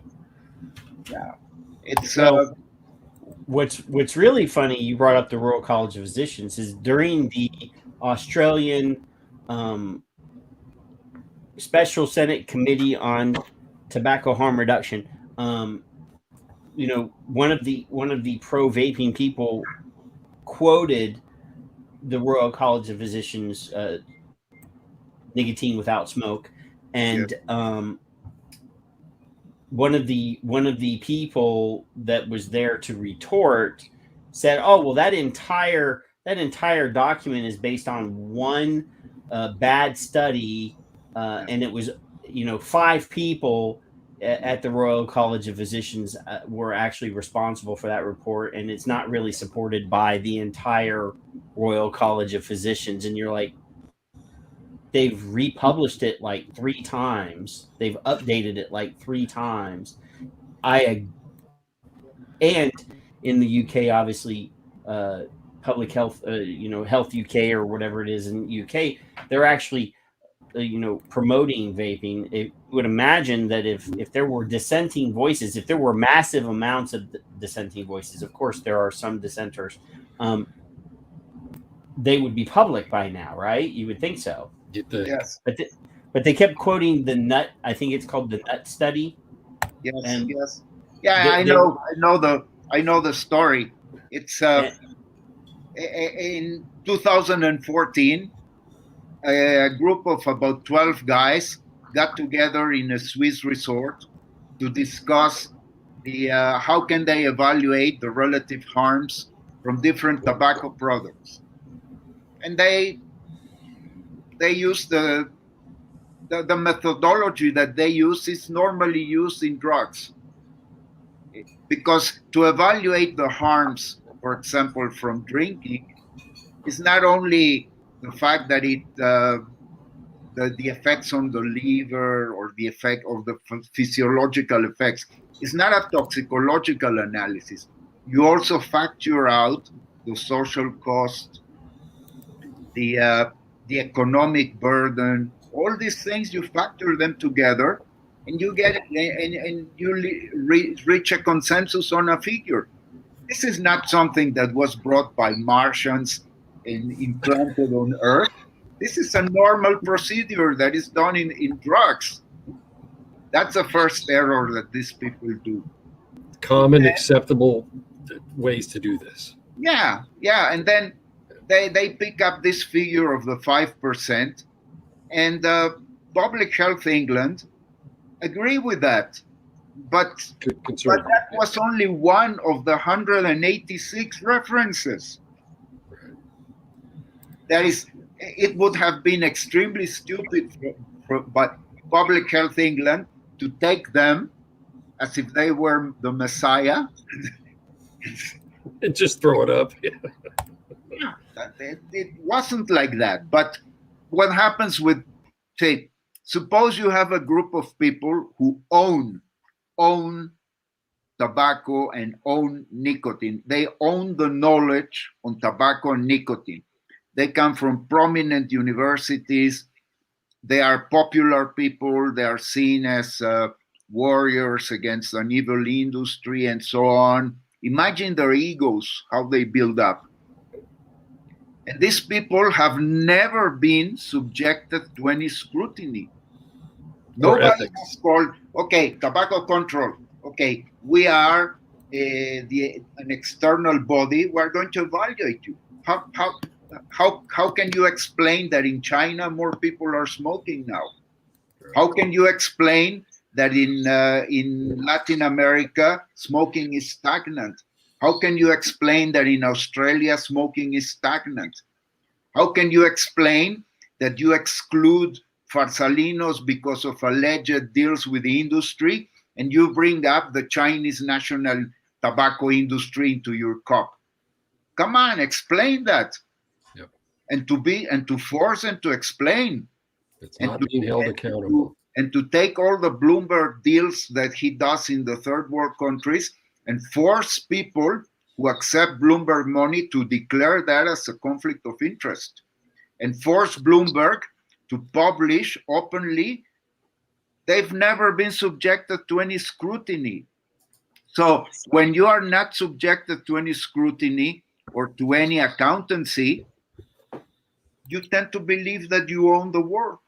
Mm-hmm. And then that you are, the self of entitlement is infinite. You are entitled to everything. And this is the problem. This is a problem, that these people have to be subjected to scrutiny. This is something we have to demand. Yeah. We have to demand that all of them, they should be subject to external scrutiny, not internal one. That's what they do in the reunions. They pat each other's back and they say, "Oh, how wonderful we are." No, you have to be subjected to external scrutiny. See, I'm as a scientist, I'm subjected to external scrutiny. Yeah. Yes, there is people. Every 5 years, I have to compete. There is part of my income is paid by the government, but I have to submit all my work, all my documents, and it's going to be judged by a commission of people, and not all of them are physicists. It's an external scrutiny, right? And if I don't live up with the rules of then I go down. I go down to a lower level. Yep. So why not subject these tobacco control people to scrutiny? It's about time, because look, they are failing. Yes. No, they are. They are failing. Look, what happened? They were able, between the 2000, when the FTCT was signed and ratified, towards the 2010, they were able to execute a behavioral change in rich countries, right? Mm-hmm. Nowadays, nobody smokes in the US. Very few people smoke in the US, and most of them are people with low social income or whatever, or maybe, I don't know, poor people, minorities, whatever. Well, people who do well don't smoke. Mm-hmm. So it's gone down. Canada, the same. The UK, Scandinavia, Western Europe, it's the same. So they were able to succeed with this behavioral change in rich countries, but not in poor countries. Not in Mexico. No, not in Mexico. In Mexico, they haven't succeeded. Mexico, smoking prevalence is stagnant. It has been stagnant since 2000, right? That's 21 years of failure. 21 years. Yes. So perhaps, Dr. We actually did a sort of an informal study here where we looked at anti-smoking campaigns, and we were unable to find any anti-smoking campaigns in the States for about 10 years. Any new stuff. There's plenty of anti-vaping campaigns, but we couldn't find any current anti-smoking efforts from any of the announced anti-smoking groups. They've all shifted. They're shifting their mission to be anti-nicotine. Correct. So we've seen a campaign for tobacco-free kids.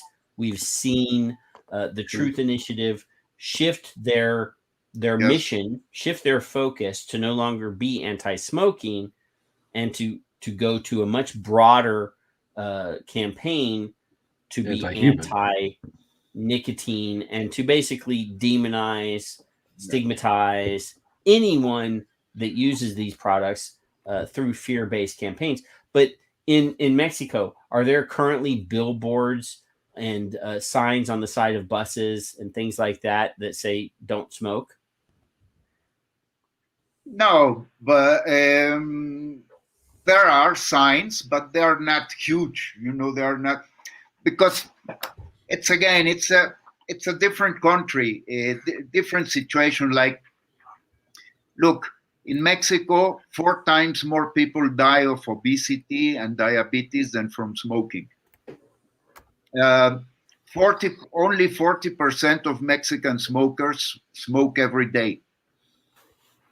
Like, if you want to have a test case that nicotine is not addictive, you can use the Mexican population. Only 40% of Mexican smokers, which make about 15-16% of the adult population, only 40% smoke every day. 60% only smoke during weekends. They are social smokers. The rest of the time they don't smoke. So if nicotine was so super hyper addictive, what prevents all these Mexican smokers to smoke every day? But smoking is a public health problem, of course, because we have it is estimated that about between 40 and 50,000 people die every year in smoking-related disease. It's a small quantity. If you look at the Mexican population of 126 million, so smoking is not one of the major killers in Mexico. And in 1970, about 37% of the adult population smoked, 50% of men, and about 8% of women. And without any tobacco control measure, any coercion, any punitive measure, nothing like that, the prevalence decayed to 1/2 in 20 years. Without any, only providing information. And then it has stagnated, but it has become a smoking population of occasional smokers, right? So smoking is not, in Mexico, it's a nuisance. Like, if you're a smoker, then people will say, "Oh, you stink. Go and smoke outside. Don't smoke in my house." But that's it. You are not seen as a low breed because you smoke, right? Right. It's not denormalized as in the U.S. The efforts to denormalize it, like in the U.S., have always failed. And smoking now is allowed outdoors everywhere. Now they want to change the law, and they want to ban smoking in large outdoor areas, California style. And we know that people will not respect it, because that's another thing. The behavioral change that tobacco control wants to implement, it can only work in 2 situations. In law-abiding societies, where the people trust institutions and they abide by the law, or in extremely brutal dictatorships like Islamic State. During Islamic State, if you smoked, you could be killed. So people didn't smoke. But most of the middle-income countries, low middle-income countries, are neither Islamic State nor law-abiding countries. So law enforcement in Mexico is very lax. So all this type of regulations, if smoking is banned, for example, in the National University where I work, suppose they say smoking is banned in the whole campus. Nobody will do that. They are not going to send policemen to catch you up. In America, I think they tase children for vaping on boardwalks. So yeah, they do. The principals of schools peek under the bathroom doors and tell their students to drop their pants if they think that they're carrying a vape in their pocket or in their underwear. I don't, So Where's- yeah, I mean, Where do you think all this is going to lead? Because this is something that is moving, but where do you think this is all this is going to go in the end? What's your prognostic? well, I think it's going to get worse before it gets better. Here in the States, at least, I feel like, we're at an end. We're at a very weird strategic place. We have the FDA pretty close to banning every product on the market. We have a nicotine tax that's actually passed the House and is in the Senate that would essentially push every vapor that I know that buys vaping products into the black market. And then we have states. We already had one state make it illegal to use synthetic nicotine because they can't tax it under their current regime. So they just figure they'll just ban it so that nobody can use it. So I think we're in a situation where, and we obviously there's multiple lawsuits against the FDA, but guess what? FDA gets sued every day, and they have an army of lawyers on retainer. And I don't imagine that any one of those lawsuits will ultimately get the end result that we want. So I think it will get worse before it gets better. I think eventually somebody's going to point out the fact that they can't ignore the truth, but it is going to take a while. I mean, if we compare ourselves to the cannabis world and getting cannabis from the position where it was in the 60s, where it was, reefer madness, to today, where a good half of the states have legalized it for recreational use, and it's available everywhere. And even if you're using it in an illegal state or a state that it's not illegal, or that it's not legal, excuse me, it's essentially been decriminalized to the point where they just give you a citation. It's going to take us a while to get to the point where, they obviously fought for a half a decade before they got to where they are now. Hopefully it doesn't take us 50 years, but I feel like it's going to get worse before it gets better. Ultimately, I don't think it's going to happen anytime quick. But wouldn't things change if the Republicans take back the government? Because what I see also, no, Democrats are worse than the.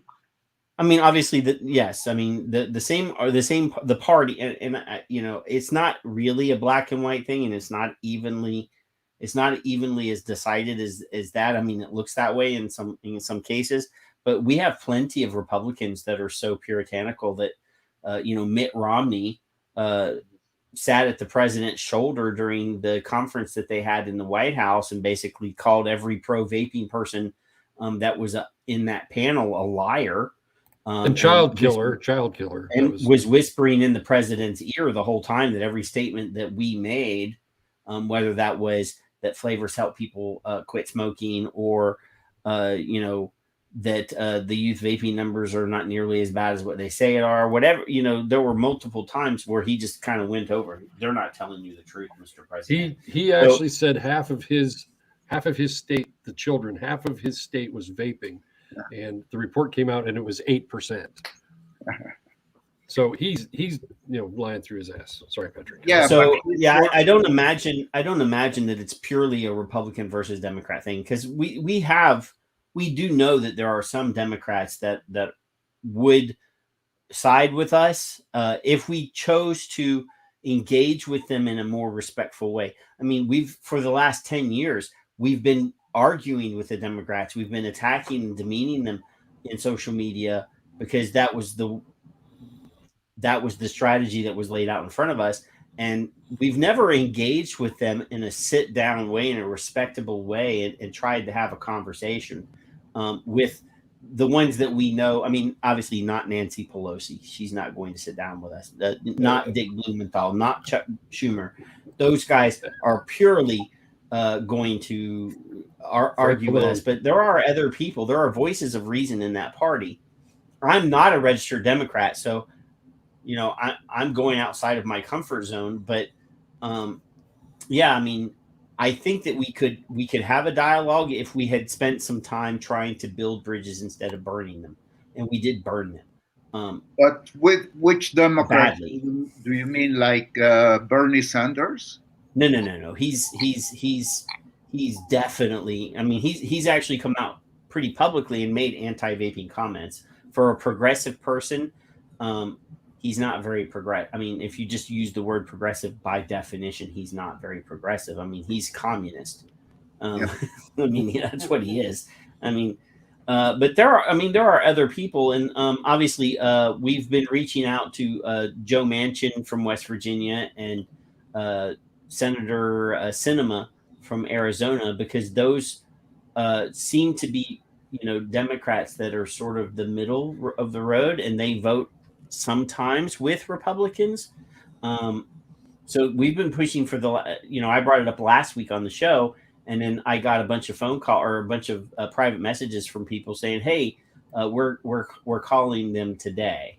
So those, and there are a few other people that are more middle of the road Democrats, but the problem is they pass legislation, Republican and Democrat, here in the States, that is so massive. It has so many pages that people are voting on legislation that they've never read, and they don't know everything that's in these, massive. We have these omnibus bills that are technically probably 15, 20, 30, as many as 100 different bits of legislation, all sort of bundled together into one package.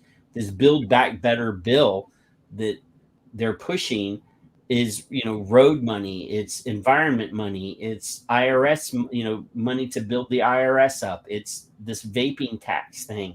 It's a whole bunch of, of different bits of legislation that there's no way in hell would pass individually. So they throw them all together into what they call a must pass bill, which means that everything hinges on the fact that this bill has to get passed.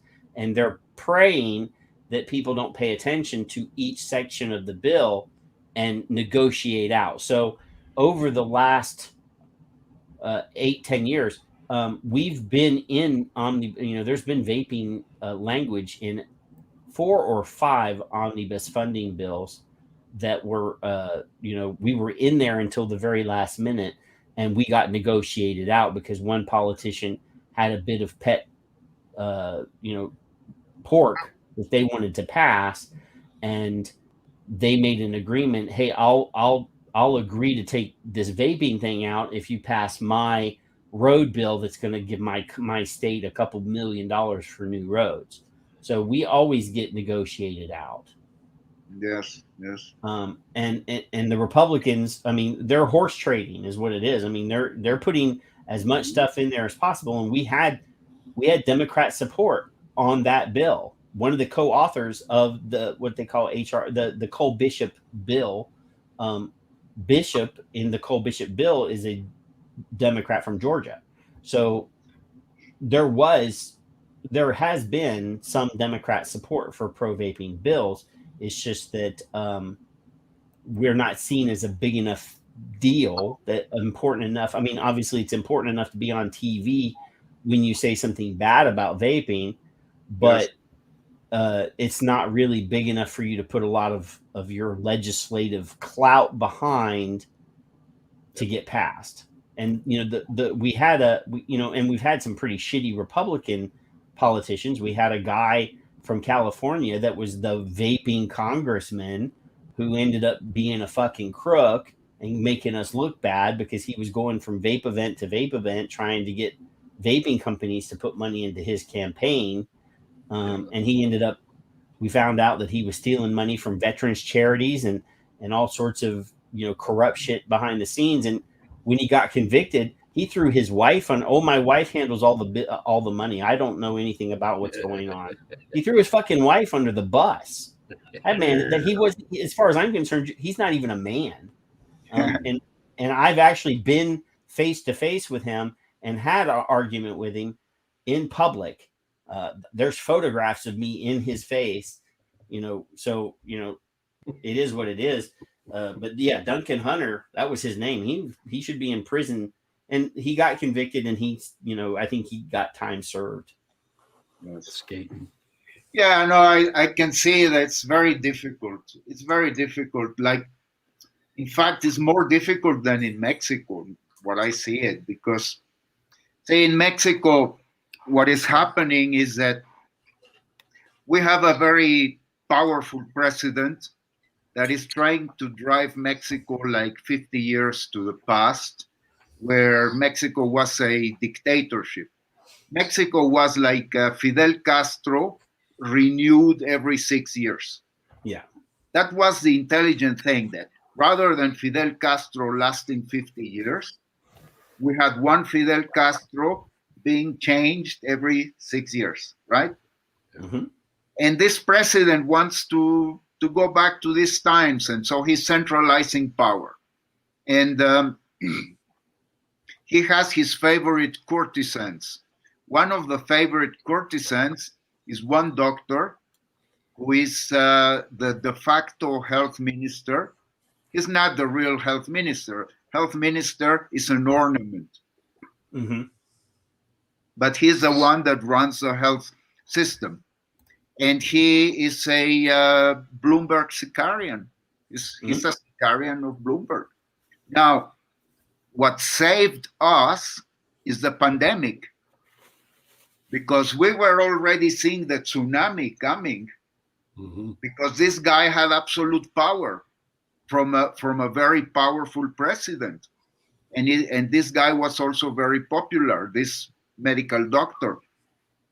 But then came the pandemic, and he was named the COVID Tsar.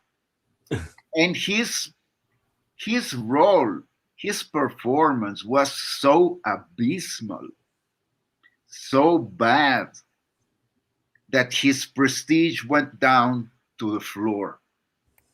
But he's still protected by the president. See? However, we have midterm elections, and the opposition came still minority, but a bigger minority.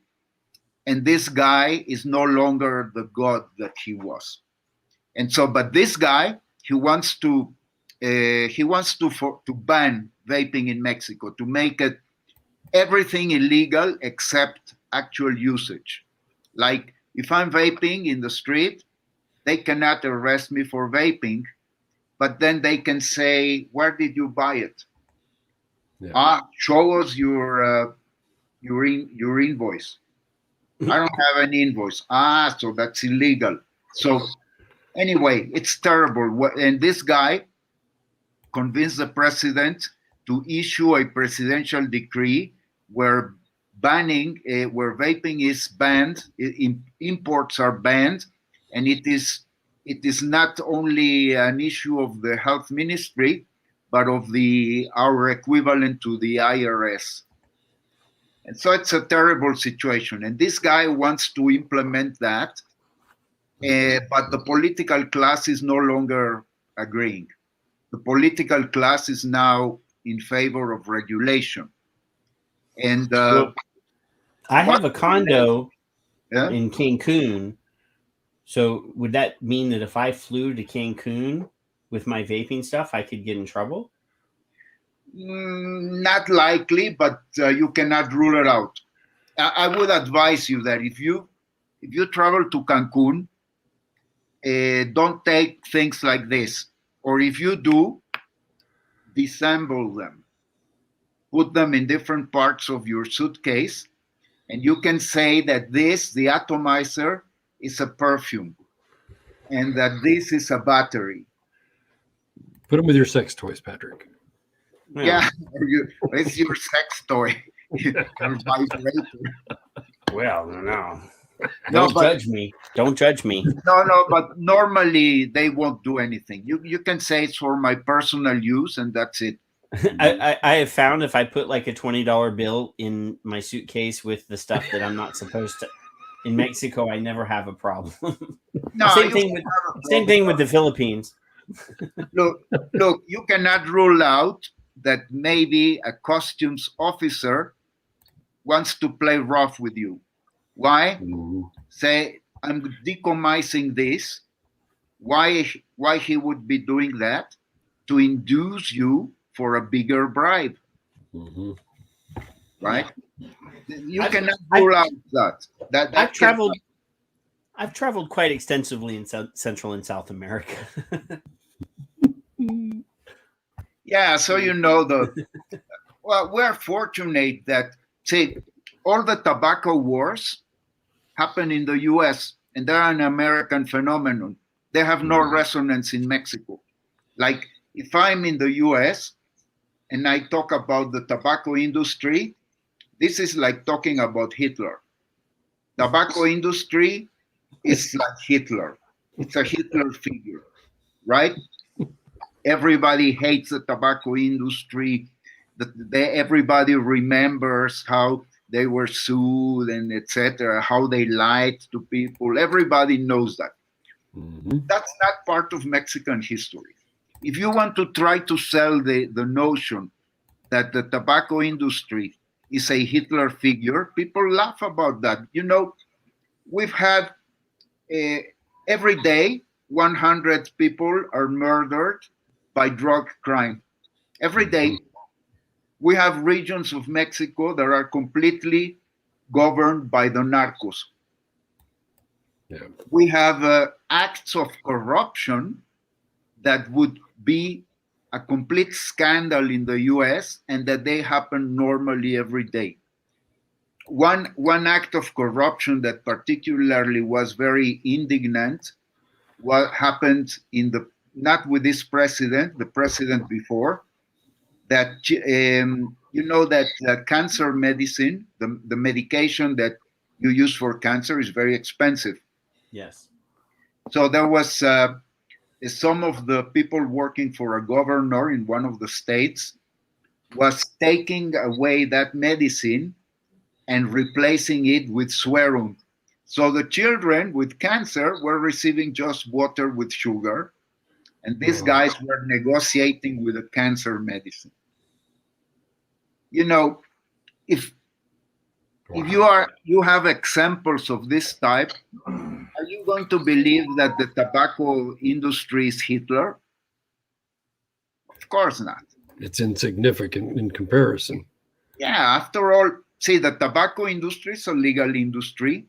It's as bad as any other big industry. It's not seen with nice eyes also. It's seen that there are crooks there, etc.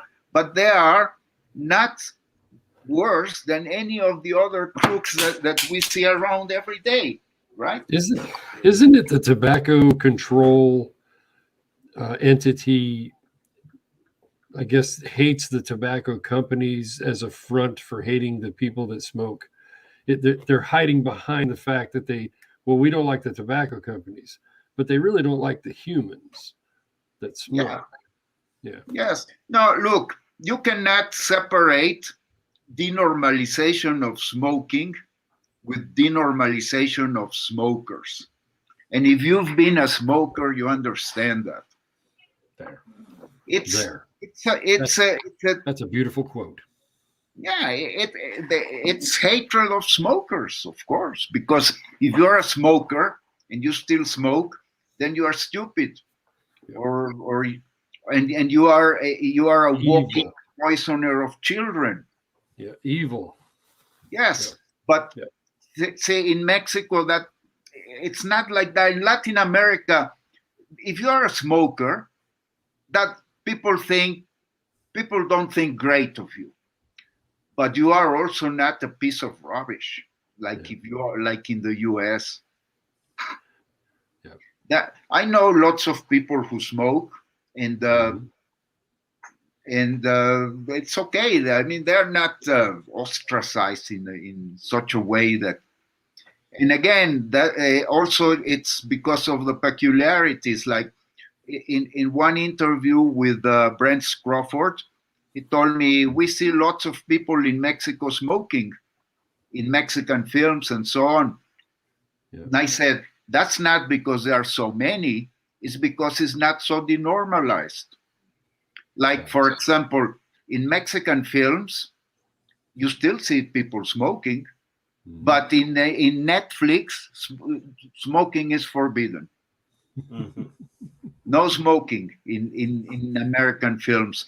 Like this film, 1941, did you see it, about Pearl Harbor? Yeah. Not a single person smoking there, when American soldiers, like 60% of them smoked. There was an issue with the Churchill film where they didn't want him having a cigar in his hand.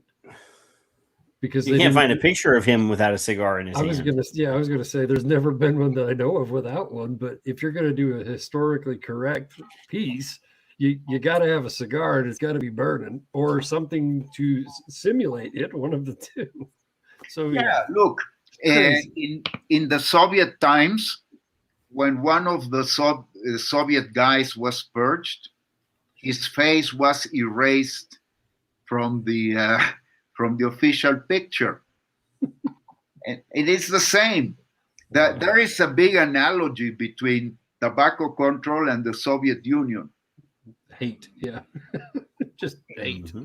It's a form of Soviet Union. It's a Soviet Union there. But the Soviet Union imploded. It's interesting. That's why I wonder. I'm convinced that sooner or later tobacco control is going to hit a wall. Mm-hmm. And the reason why they are going to hit the wall is because once they finish up with vaping in the US and they marginalize vaping, vaping will continue elsewhere. Yes, and they will hit the wall with China. Mm-hmm. Like, what I mean is that most of the smokers will be concentrated in East Asia. And at one point, the Chinese government will tell Bloomberg to fuck off. Yep. Yeah. We're not going to get rid of our tobacco industry. So just fuck off. And I think that the Chinese government has more leverage over the WHO than Bloomberg. And they have more money than Bloomberg also. Right. Wow. And one thing that might be a very interesting development that nobody has thought of it is to convince the Chinese government to transform their tobacco industry, the national tobacco industry, into a national vaping industry. It's business. Why not? Yeah, I mean, but currently they're not very friendly to vaping in China, obviously.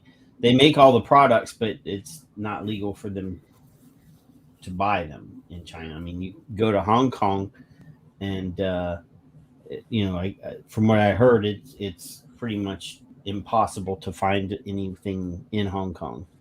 In Hong Kong, I think they were banned. Yeah. The local authorities agreed to ban vaping. But in mainland China, is it also banned? Well, give me 1 second. My news source just sent me a link to an article that says, and I'm going to share it on screen. It says China amends tobacco monopoly law to regulate e-cigarettes. So China has added e-cigarettes to its newly announced tobacco monopoly law, which indicates that the billion yuan market has been placed under government management. Like other tobacco types, on Friday, the State Council announced a decision to amend its tobacco monopoly law. According to the amendment, new types of tobacco products like e-cigarettes will be managed, referring to the regulations on cigarettes. It should be a signal that e-cigarettes, which have stood in a gray area of government regulation for a long time, are finally moved under supervision in China. This should exert a large and somewhat complicated impact on China's e-cigarette market, which amounted to about 8.38 billion yuan in 2020, according to information released by data analysis firm iimedia.cn. China's e-cigarette market had a compound annual growth rate of 72.5% between 2013 and 2020. Upon news of the amendment, Chinese e-vapor brand Relics technology saw its share once slump by more than 15% to $4.55 on the U.S. stock markets in pre-market trading. So it looks like they're moving them under a government-controlled situation, like other industries. Where, I mean, obviously China already owns a good percentage of their tobacco industry. So now they're going to bring the entire industry under government control. And when China regulates something, it's not like, I mean, obviously American regulation pretty much sucks, but I mean, when the CCP has control, they have control. Yeah, but that could be if they decide to, for example, for health reasons, because after all, smoking is it's a heavy burden. Yeah. For the economics, for etc. And if they decide for health reasons to reconvert their industry to vaping, they're not going. Matt Myers is not going to stop that, and Pave is not going to stop that. Bloomberg will be thrown out of the window. Stop talking dirty to me. They're going to say, hey, Mike, get on this helicopter. Okay, now open the door and. No, what I think is that the WHO and the Empower and the whole tobacco control movement in the world, I see it from Mexico. I'm maybe in the U.S. it's a different perspective, but what we see is that it's failing. It's failing.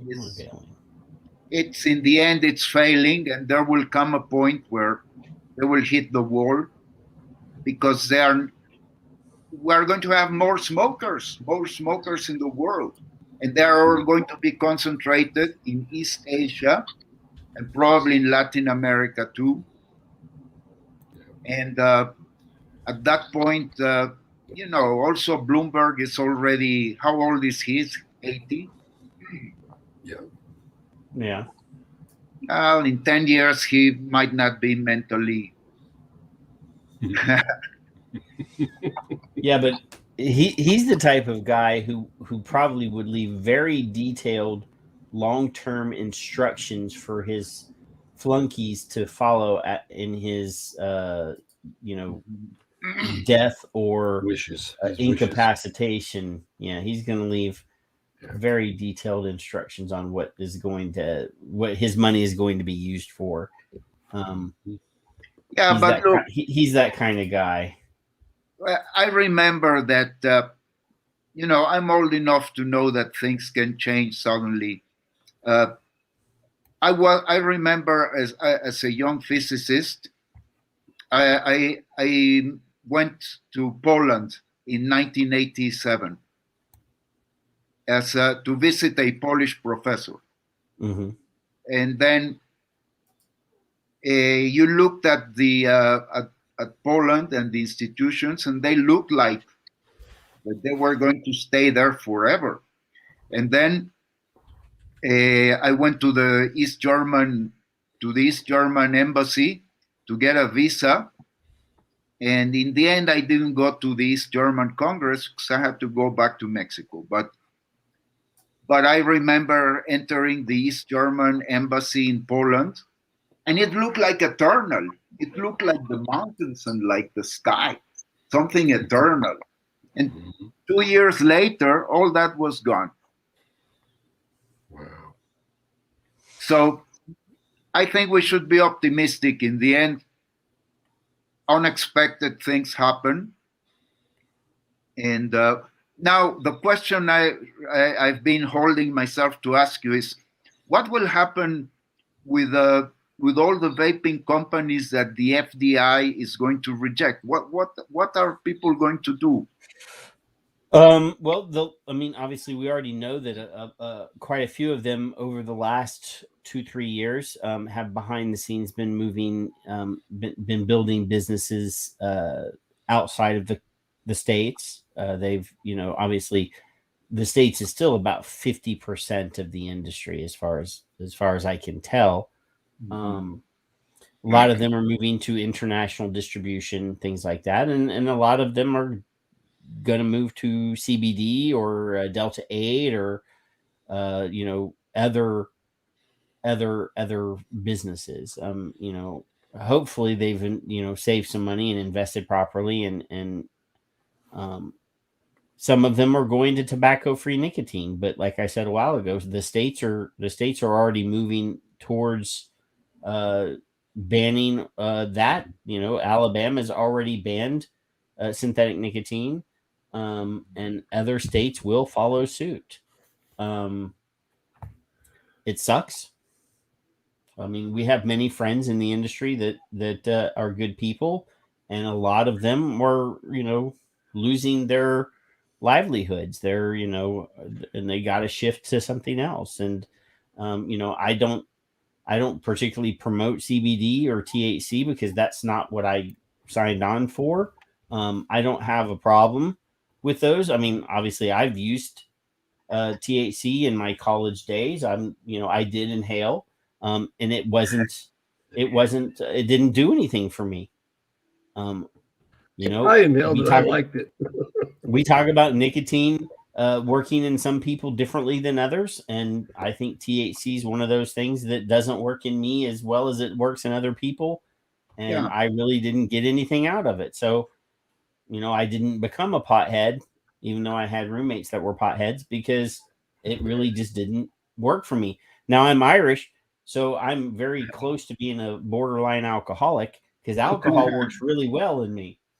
But yeah, THC just never did it for me. But if that's what you have to do to feed your family, you got to do what you got to do.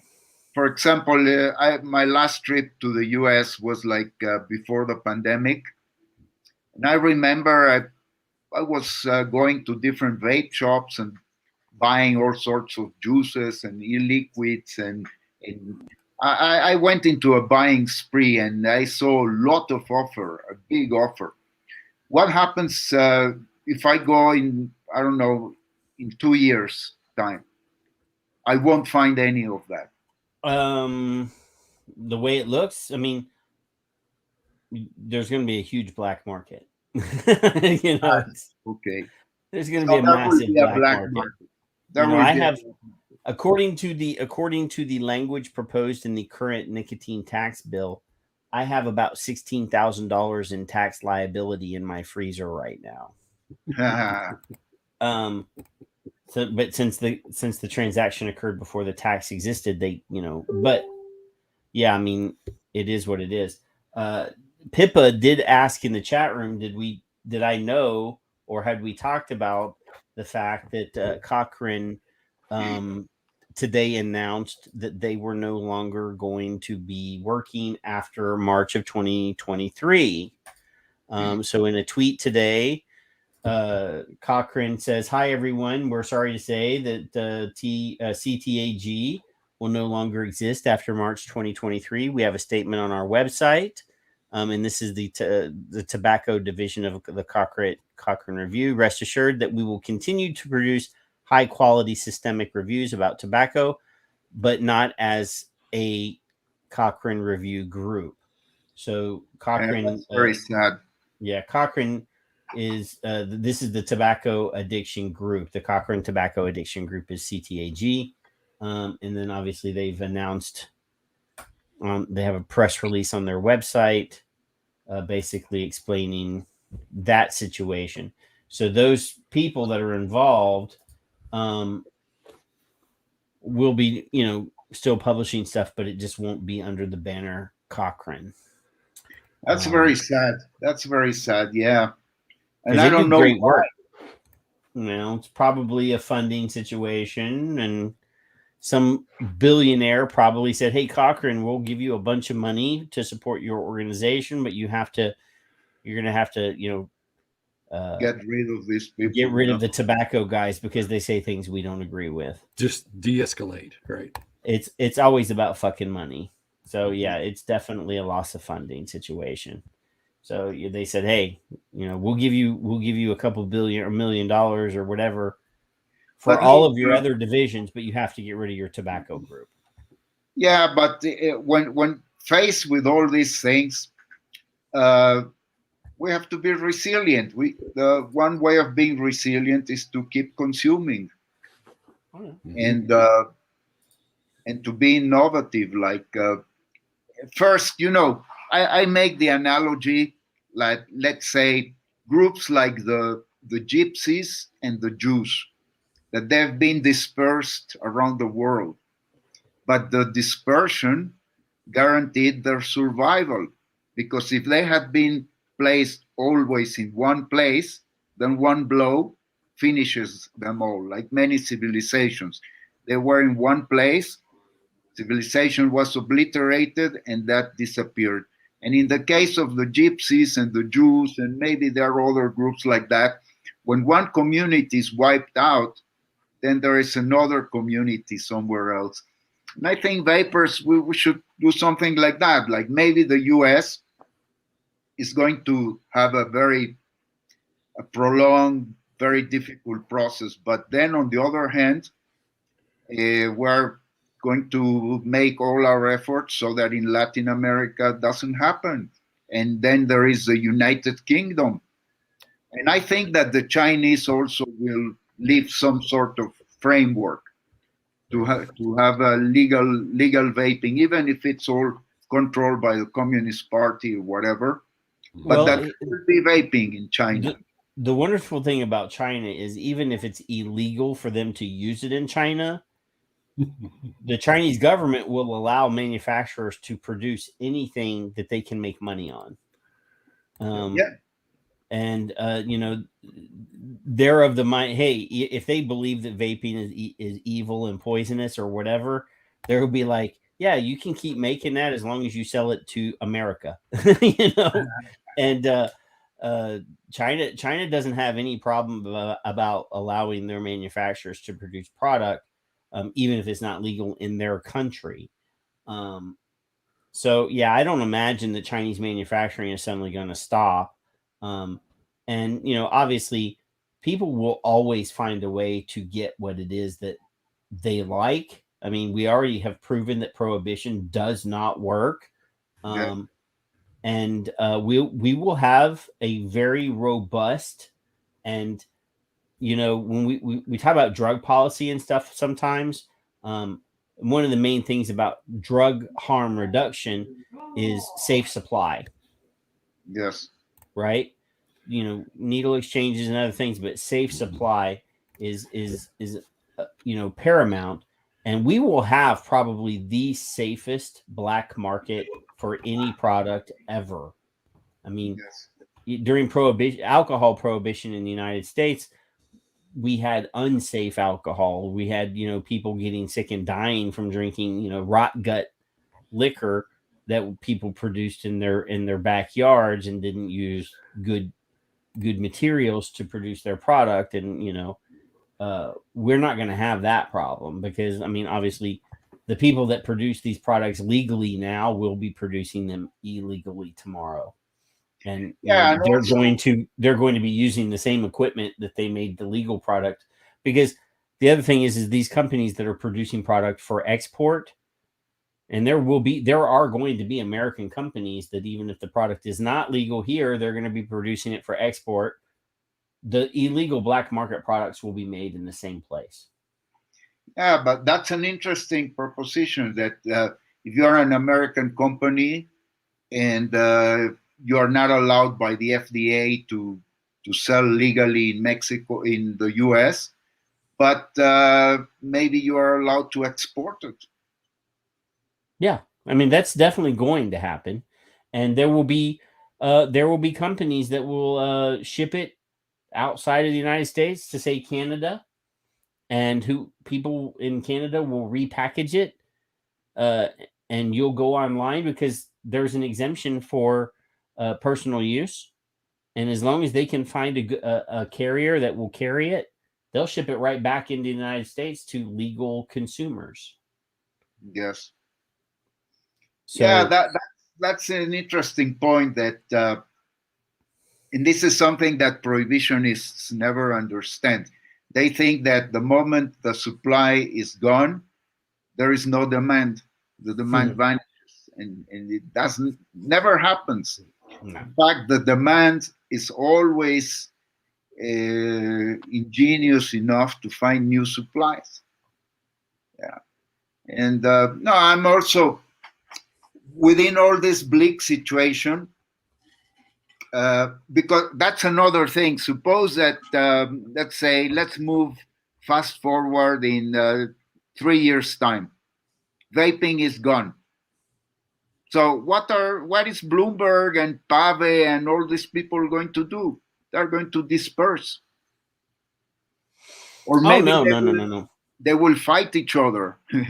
Bloomberg has this really annoying thing where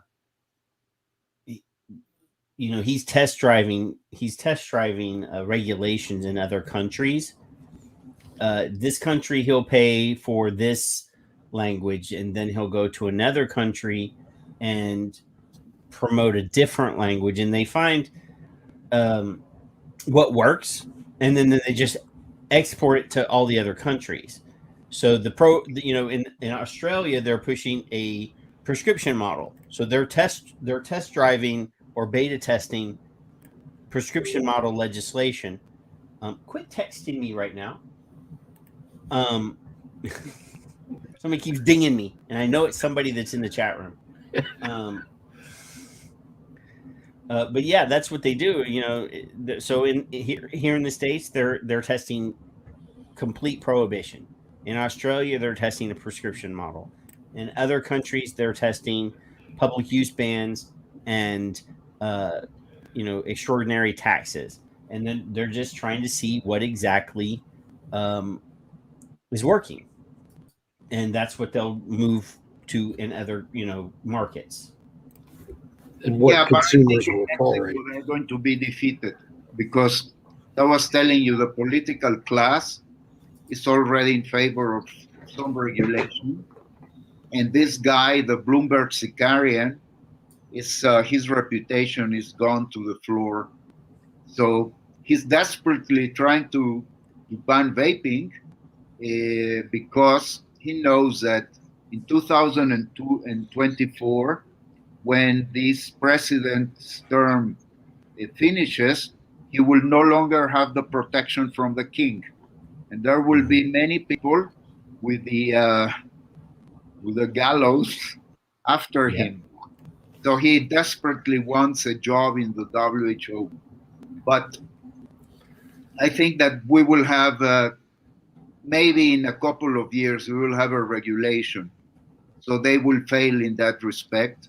Now, something else I wanted to ask you, do you think that products like Smoke and Juul and the big companies that make closed systems, do you think they will finally be approved, or they will also be rejected? Oh, we obviously RJR already got one through. So that one is already through. They're going to use. That's already on the market. That's already gotten approved. The FDA approved another product that isn't even being made anymore, which is really funny. Juul will ultimately get approved. That they've spent like $25 million on their application. They'll get approved. They'll be one of the last ones to get approved, but yeah, they'll get approved. I have no doubt that any of the big tobacco produced closed systems, I think all of them will get approved, because they have the largest distribution. There's somewhere around 300,000 convenience stores in the United States that sell that product. And that gives the FDA the ability to say, look, we did approve these products, so we've done our job. We've tried. And FDA never, and I've said this before, I'll say it again, FDA never was going to regulate this industry the way that we wanted them to. FDA does not have the ability to regulate, 7,000 vape shops in the United States that sell, another 20 or 30,000 products. They want to be able to regulate a handful of products in very specific distribution points that they can easily manage. Vape shops are not what they want. That's not the. They have the Center for Tobacco Products has less than 1,000 employees. They can't regulate an industry the size of vaping. They can't do their job as it stands. But it's important. It's important for us, like, for example, pick up this discussion. Some Bloomberg NGOs are talking rubbish about tobacco heated products. They say that blah blah blah blah blah, and then I just say, are you saying that the FDI is not a good regulator? Are you saying they are not rigorous? Well, I trust the FDI more than the WHO, and that's it. End of discussion. Like, if the FDA approves Juul and a few other, that will be very very important for us, because we're going to say, after all, it's the same technology.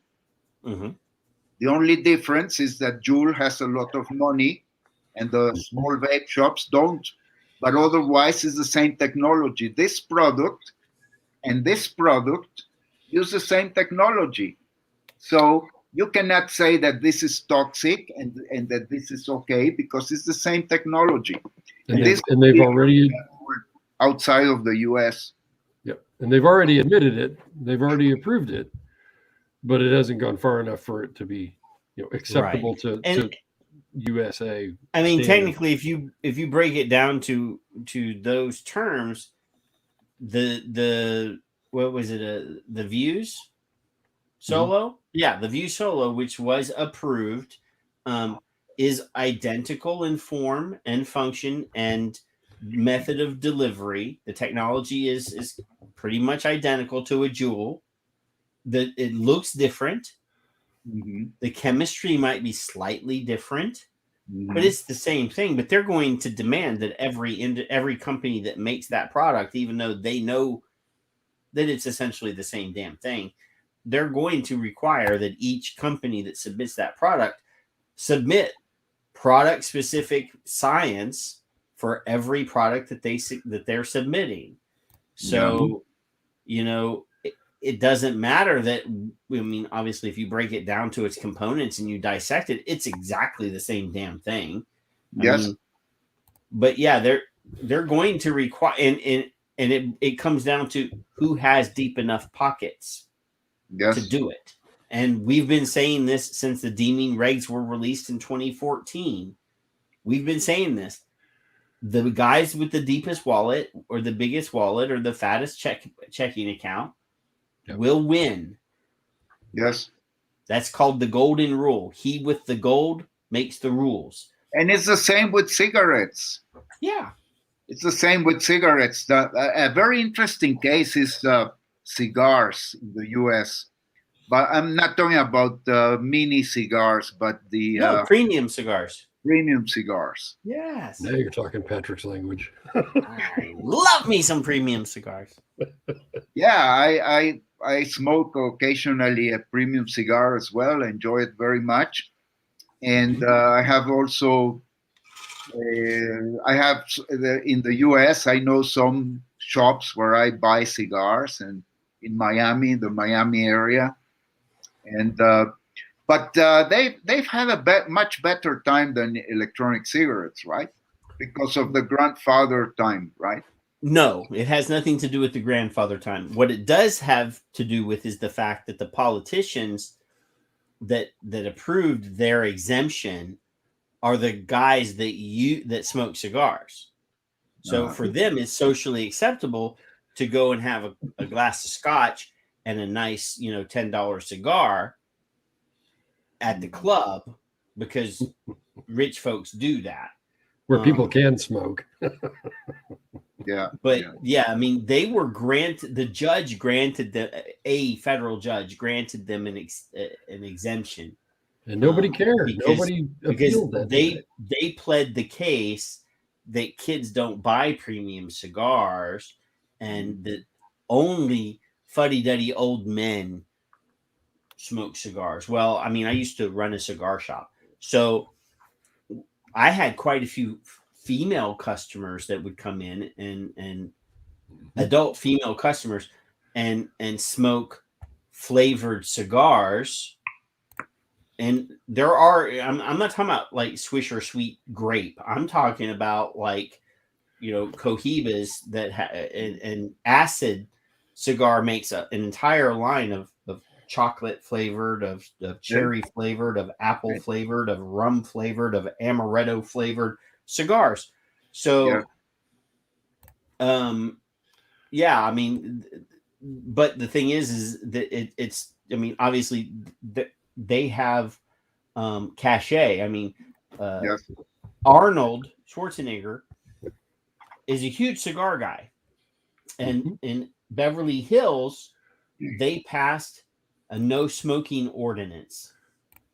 And this is after he was no longer governor of California, but he went to the city council of Beverly Hills because there's a very exclusive club in Beverly Hills that all these actors and, movers and shakers go to smoke cigars.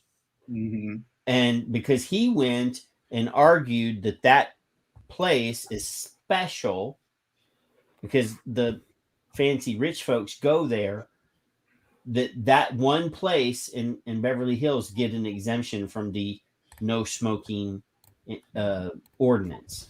The pretty people. So, and what happens with pipes, with tobacco pipes? Same that's thing. A very small niche of people, right? But premium tobacco for pipes was not exempted. But since it's loose tobacco, it's sold differently. Yeah. It's still regulated, but it's not. I mean, you obviously in a banned situation, it's banned, but it doesn't have to go through the same process because it's regulated separate in a different way. Yes, that's the ironic thing. Like 6 years ago, I was smoking cigars and pipes. Mm-hmm. And some people tell me, well, you'll go back to that because electronic cigarettes are going to disappear. You'll have to go back to your cigars and pipes. Mm-hmm. Not going to happen.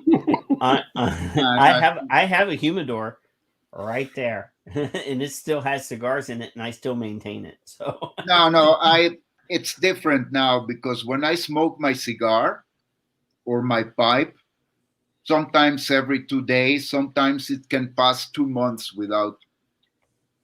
I smoke one, and my body tells me enough. Yeah.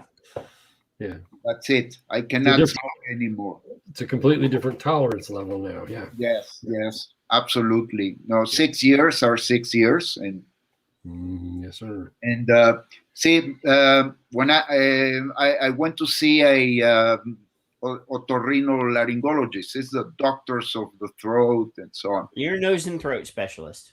Ear, nose, and throat. That's right. He opened my mouth. Immediately, he told me, "I know you are a pipe smoker because of your teeth, etc., etc."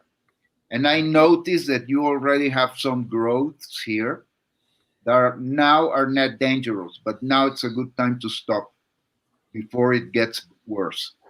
Yeah. And I did not pay any attention. I kept smoking for 4 more years. Well, now, last November, a year ago, I made this experiment. I'm a physicist. I like to do experiments. I had a problem with my ear, my right ear, and I went to see an otorrinolaryngologist, a woman, a very, very efficient lady, very, very scientific oriented, etc. I didn't tell her that I vape. I tried to see if she would discover it. I told her I quit smoking 6 years ago. I don't smoke anymore. And she looked at my mouth with every single detail, and she did not discover that I vape. Mm-hmm. So successful experiment. Yep. Yep. Yeah, the only way they would know is if they actually did a cotinine test to see how much nicotine was in your blood. Yeah, that's right. That's right. Then they would know. But on the other hand, well, she didn't do that. I told her I don't smoke, so no cotinine test. She took my word for it. Yeah. But something I wanted to comment is I'm about to finish a very nice paper with a French colleague on metals in the aerosol. Okay.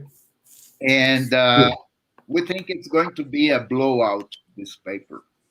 Okay. Because what we are showing is that every single study that has claimed that there's a lot of metals higher than the toxicological limits or whatever, every single paper that has said that is experimentally flawed.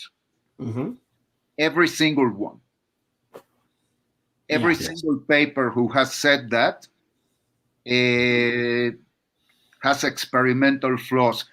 And some of them really nasty ones, really that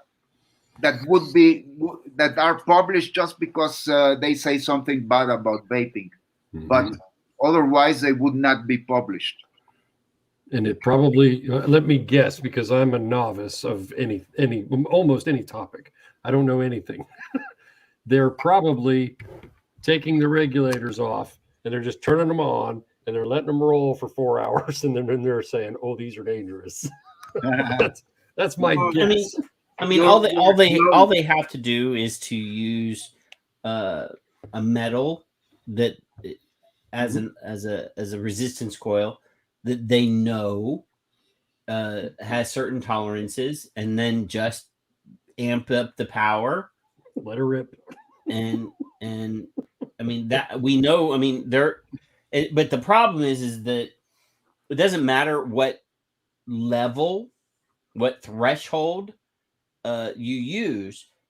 If they can prove that nickel exists, or if they can prove that there's some sort of heavy metal in there at any level, whether it's in normal situations, an acceptable level, all they're going to do is create an ad campaign that says that there's metal in it.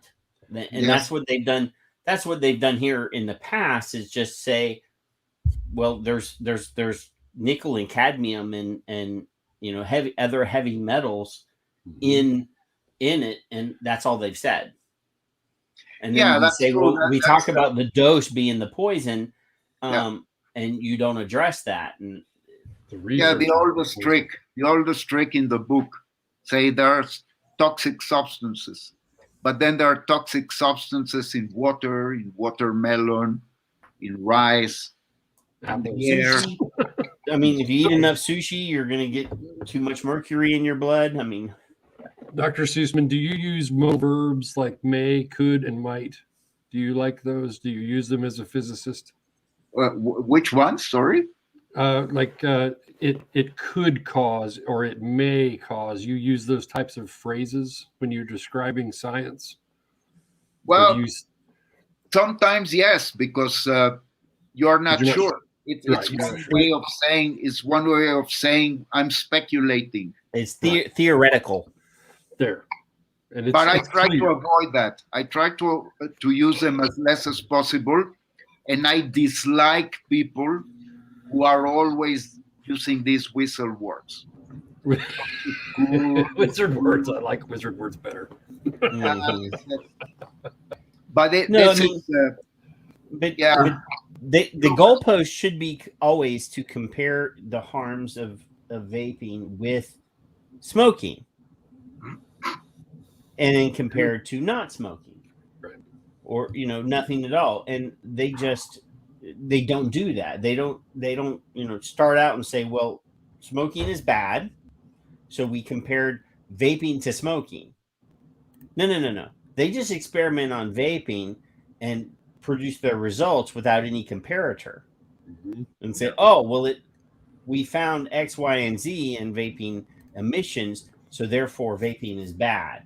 And they don't say, oh, well, those same things exist in cigarettes, but at much higher levels. Here's a list of all the bad things that are in cigarettes when combusted. And here's the handful of things that exist in vaping when vaporized. They don't ever do that. They don't compare one to the other. They just regurgitate all of the data from vaping and then don't give anybody something to compare it to. Yeah, but we have also to start using other comparatives because, I have no respect for this guy, Stanton Glantz, but he said something that is right. Neither do we. He said something that is right. He said, smoking is so bad that whatever compares with it will come short. We have to start comparing with other aerosols, like, for example, not always with smoking, because with smoking, we always win. We have to compare with kitchen aerosol, with air pollution, with odorizers. Cleaning solutions. Let's compare vaping to standing on the side of a busy road. Yeah. Well, I did that, and we're going to publish it in this paper. We're going to publish a comparison between standing 4 hours in Mexico City's pollution compared with vaping 250 times a pod system. Okay. Not a tank, but a pod system. We're going to show that it's an order of magnitude more metal that you are inhaling in 4 hours of pollution in Mexico City. Yeah, I mean, you got brake pads. Every time a car taps the brakes, that dissipates into the air. And your study of fluid dynamics would understand. You'd be able to explain that better than me. Riding on a city bus, a diesel city bus, not because here we have biodiesel and things like that, but even that's not great to breathe. That's a great idea. I'm glad you thought of it and are already publishing a paper about it.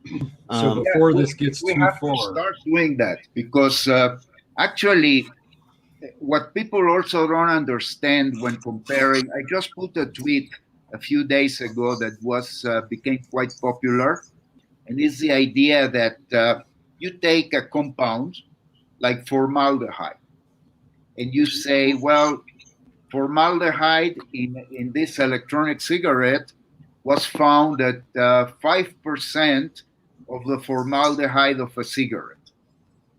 And so you get an overestimation of the risk. But what people don't understand is that formaldehyde is a big scoundrel in vaping, but it's a tiny, insignificant little piece of shit in tobacco smoke. There is microscope. I mean, there is parts per million. I mean, the human body actually produces formaldehyde in regular respiration. Yes, in the breath. Yes. Yes. So, I mean, people don't quite understand that. But if you say formaldehyde, in their head, most American teenagers, when they were in school, did some sort of animal dissection in biology class, and those animals that they dissected were preserved in formaldehyde. So in most people's minds, you say formaldehyde and you automatically think of death. Yes. When they put you on the slab and are preserving your body, they're putting formaldehyde into your body to preserve your body for the funeral. So people automatically think of death when they think of formaldehyde. So it's a scare word. It's, we've talked about fear language before on this show. We talk about how they use the word poison. They use the words epidemic, antifreeze. Yes. They don't explain the fact that PG in antifreeze was used in place of a toxic chemical that was killing pets. Yes. Because it's naturally sweet. So animals were drinking formaldehyde in the garage when nobody was looking and they were dying. So the reason PG is used in refrigerant now is to be safe.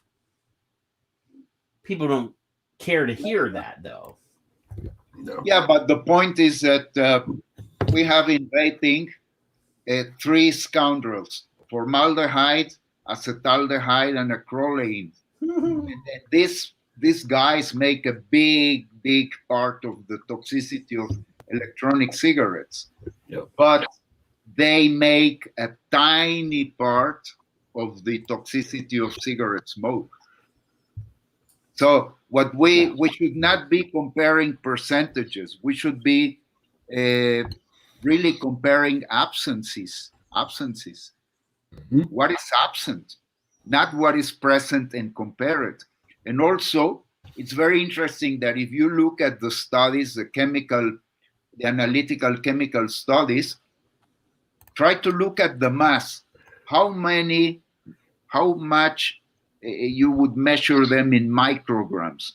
How many micrograms of formaldehyde will a vapor inhale in a day? And then compare it with the amount of aerosol that the person is inhaling. And the proportion is 1 to 10,000. Mm-hmm.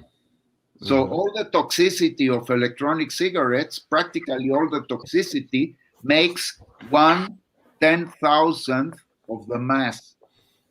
But if you go to smoking, just carbon monoxide and tar makes 15% of the mass of smoking. Right. So you are comparing 15% to 1/10,000th.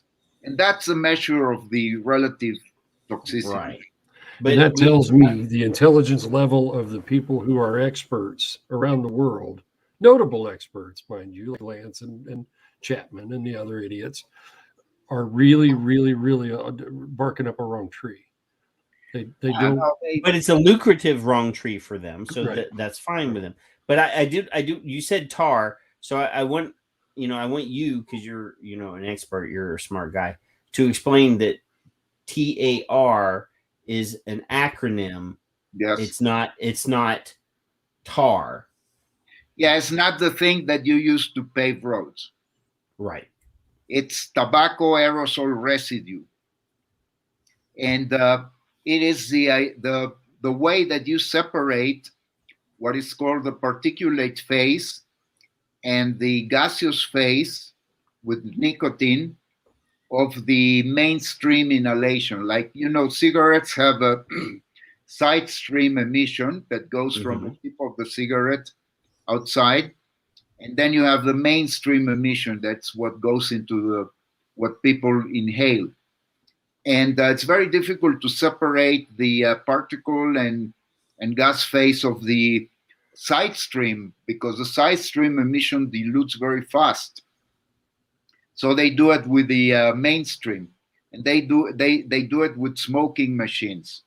Right. Then the smoking machines, they puff the cigarettes, and they make it pass through some filters, some glass fiber filters, and whatever is retained is called tar. Yeah. These filters, they let go water, nicotine, and all gases, CO, nitrogen oxides, sulfur oxides, all of them, they go. And whatever is retained is called the tobacco aerosol residue, and it's assumed to be the particulate phase. But it's not only particulate, it's a sort of dirty mixture of liquid particles and and carbonic compounds, and it has also its form is like a thick liquid.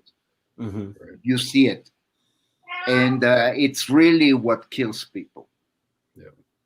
Yeah. Well, it depends on who you talk. Like I was talking once to a cardiologist. Cardiologist told me, yeah, it's true that the risk of having a heart attack if you smoke is not so high. It's only 3.5. It's and the risk for having lung cancer is like 20. But for every person having a lung cancer, you have 10 people having heart attacks. So the demographic effect is much bigger with the heart attacks. And for heart attacks, it's carbon monoxide, the main culprit. And we don't have here. There's no carbon monoxide, not at all, nothing. Right. So before this goes any further, it's an open offer, Dr. Sussman. When this is published and it's ready to go, Yeah. or if there's a pre-release or anything, contact Patrick, contact me, and we'll blast it out, because I want as a consumer, and I don't care whose name it is, I want the truth, even if I don't understand it, because I know there are people that will explain it to me the way I need it explained, because I don't get all the science. I'm not a scientist. I'm barely smart enough to run the internet thing here sometimes. But I want Dr. Farsalinos and people like you and Dr. Gardner, who gives us other information, and we combine all that stuff and we go, holy crap, we're being lied to.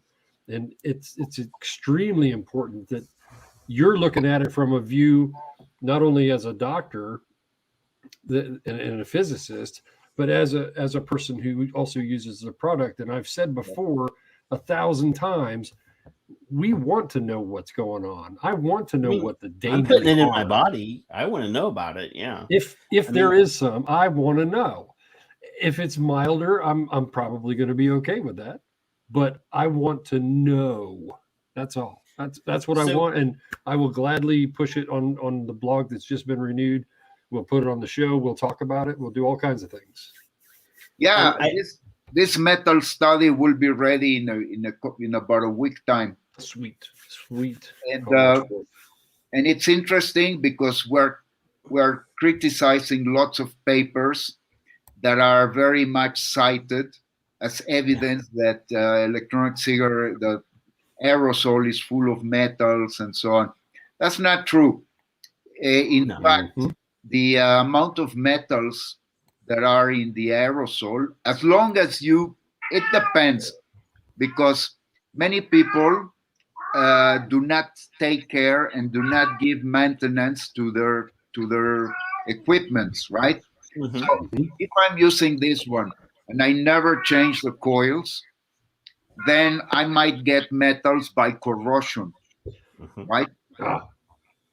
But this would be equivalent like a person who never washes his hands and is eating, and of course it's a question of hygiene. It's not a question of vaping, but if you are a vapor and you give regular maintenance to your equipment, you can forget about metals. The amount of metals that are produced naturally, because this is made of metal, right? There is some atomic phenomenon that explains the formation of metals, but there are very few of them. Right.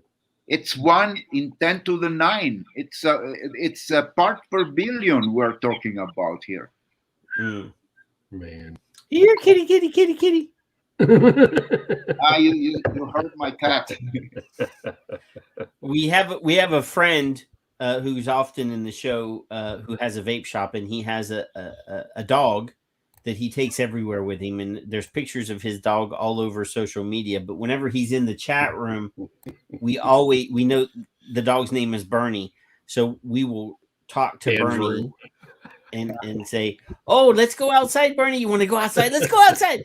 And the dog goes crazy because he's got us playing on the TV, and the dog can hear us talking to him. He's like, "Damn it! Now I got to take the dog outside." No, this cat is very interesting because somehow gets involved with the TV. When I'm watching TV, he gets involved. Starts meowing. Mm-hmm. Animals are fun. Animals are fun. Yeah. That's why I keep Kevin around. That's right. We So- have here 8 cats and 1 Great Dane. Oh, I'll take the Great Dane. Bring it to Texas. Does it speak English? Well, I might learn. He Yeah. never has been spoken in English, but yeah, by the way, my smoking experiences in Texas were very good. Oh, well, I mean, Texas is pretty much one of those places where we don't give a damn what you do as long as it doesn't interfere with us.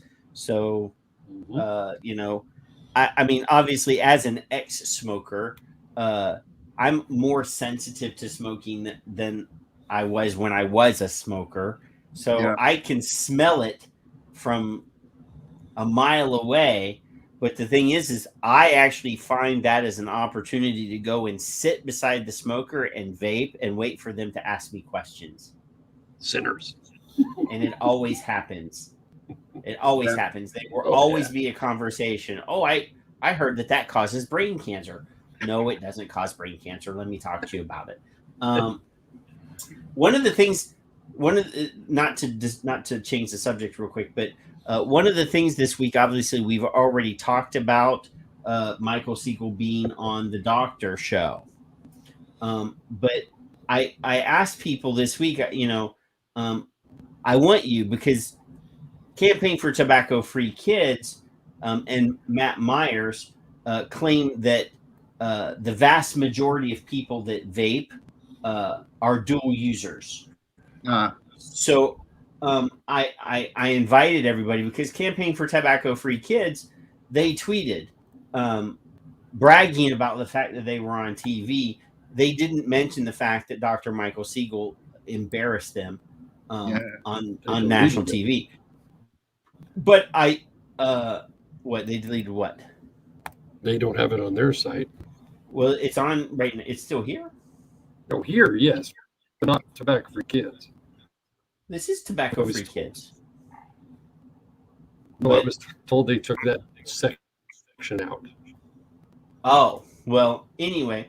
So what I asked everybody to do was to go to Campaign for Tobacco-Free Kids tweet this particular tweet and go down here and comment that you are a person that used to smoke that no longer smokes, and you used electronic cigarettes to quit smoking, because they say you don't exist, or that you are a dual user, because the vast majority of people that quit or that use vaping do it to substitute for some cigarettes, which I have no problem with. Yeah. If you enjoy having cigarettes, you do you, and I'll do me. But I do want them to understand, and I want proof that they know that we do exist, and that I believe, without any actual scientific data or going around, because we don't do a lot of surveillance on adult smokers and adult vapors. They spend all their money kids manufacturing a youth epidemic.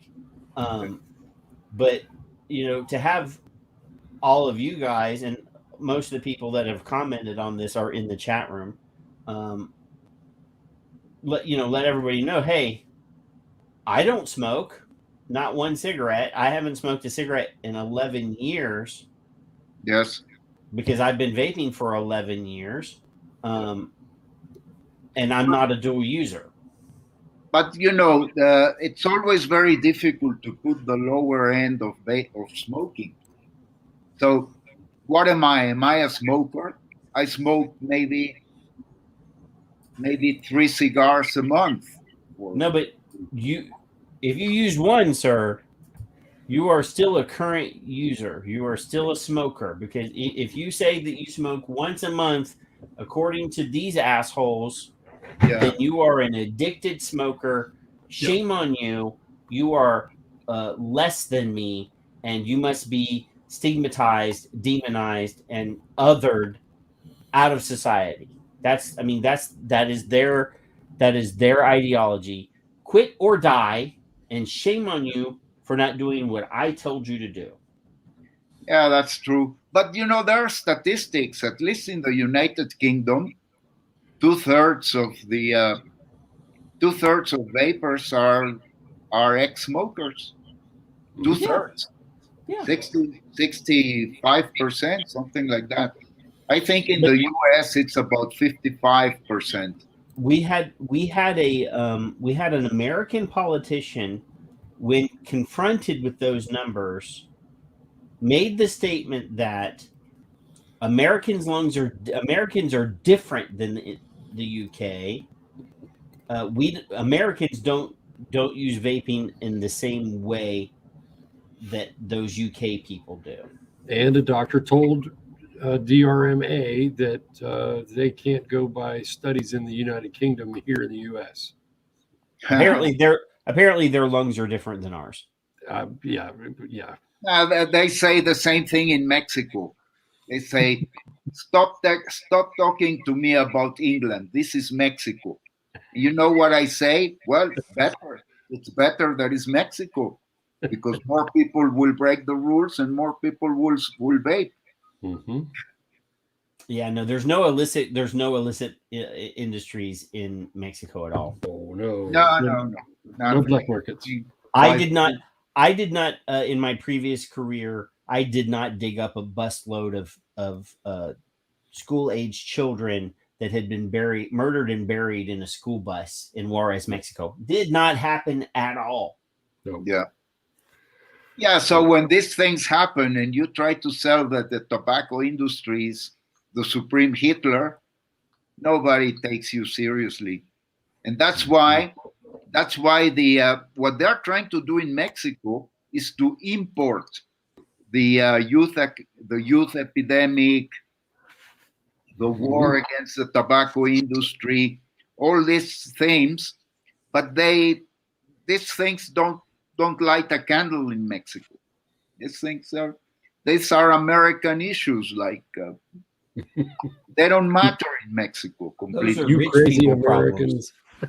Yeah, all the things that we complain about here, they've got bigger fish to fry. I mean, obviously. And but do you have the same youth drinking binge drinking issue in Mexico that we have here? Yes, there is. There is a drinking problem. That's what I'm telling you. Your kids are identical to our kids, then. Yeah, sure. Say the main problem in Mexico is the social differences are bigger than in the U.S. Right. We still have a lot of people. I don't know, maybe between 15% of the population who live in extreme poverty. What I mean by extreme poverty is like maybe not as bad as Africa, but close to that. I invite anybody that wants to see that, go to Reynosa or Matamoros, Yes, or even Nuevo Laredo or any of those places along the border. I mean, where I live, I'm maybe 90 minutes away from Mexico, in some of the most impoverished places. And I've traveled the world. I mean, literally, I've been in Nicaragua, Honduras, El Salvador, and there's impoverished people in all of those places. My wife is from the Philippines. I mean, I've ridden through some of the poorest places that you could ever possibly imagine all over the world. And they are just as bad as those pictures that you used to see from the We Are the World, kids sitting with flies, like yes, living on their lips. And, you see that in Central and South America, you see that everywhere. But what happens in these border cities is that the border states in Mexico are not poor, are among the richest in Mexico. But exactly near the border, you have concentrations of very, very poor migrants coming from the South or from Central America that congregate there. But if you go inside of Mexico, not the border area, but let's say you go 50 kilometers inside of Tamaulipas or Nuevo León, then you see that people are, the standards of living are much higher. But it's because at the border is a special magnetic point where these migrants are attracted. That's why you see all this squalor, and it's true. It's and it is a very difficult situation for the Mexican government, and I think our president is guilty for that, because Mexico is doing the dirty work of the U.S. Oh yeah, Just keeping all these people in Mexico. Mexico City is one of the most cosmopolitan places I've ever been. I mean, they have skyscrapers and 5-star restaurants and all the shit that you would imagine that you would see in any other, big country in the world. And I would not, I had an office in Mexico City, so, I spent some time there, but I never felt afraid in Guadalajara or Monterrey or any of those places. But you go to Reynosa or Matamoros or, those places. Yeah, I feel, and obviously there's federales wearing full combat gear with face masks and helmets and everything. And there's half tracks there, and they're walking up and down the street with like machine guns. Yes. In those places because of the American, the medical tourists, the guys that go down. I used to go there to get my teeth cleaned because it's cheaper. Literally like $80 for a teeth cleaning and, a filling, where, that's $3,000 in the United States. So, people walk across the border to go to the pharmacies and pick up their medicines. I used to be able to buy cheap booze because I had an out-of-state driver's license. So if I had a Texas driver's license, I could buy 2 bottles of alcohol at the duty-free store. But if I had a Pennsylvania driver's license, I could buy 4 bottles. Well, I could buy as many as I want, but getting them across the border was the problem. But border crossing now, because of the pandemic, has been disrupted very badly, right? Yeah. I still think people are doing that, though. Yeah, but it's not symmetric. Like Mexicans have a lot of trouble going in, but Americans tend to pass very freely. Yeah, that's what I heard. You have to have a passport card or a passport to get back in. Back when I first came here, you all you had to do was flash your driver's license, and you could walk across the bridge and go into Progreso. But now you have to have a passport. You have to. It's a pity because of that area of Mexico. I still remember, places like Sinaloa, Sonora, and even Tamaulipas, Nuevo León, Coahuila. Yeah. These places in the 1980s were very peaceful. Yeah, people left the doors open. You never locked your car. Nothing ever happened there, and now these places have become more dangerous, especially when you go to the border area. Yeah, the border area is terrible. The kidnap for ransom business is quite lucrative, and if they can. They'll just kidnap regular folks and say, they'll call their family and say, send us $1,000 and when you can have your loved one back. And you do that so many times a week, you can actually, bank. I hate to say this way, but back in old timey days, I shouldn't say old timey days, but, 10, 15, 20 years ago, the cartel guys had some level of respectability. They would do certain things that they wouldn't do certain things. And there were certain, they knew those areas prospered off of tourist dollars. Yes. So they didn't shit where they eat. The younger guys that come through, they became more gangster, and they stopped the respect for life. Essentially, I mean, these older crooks. I mean, I hate to, it's like the mafia.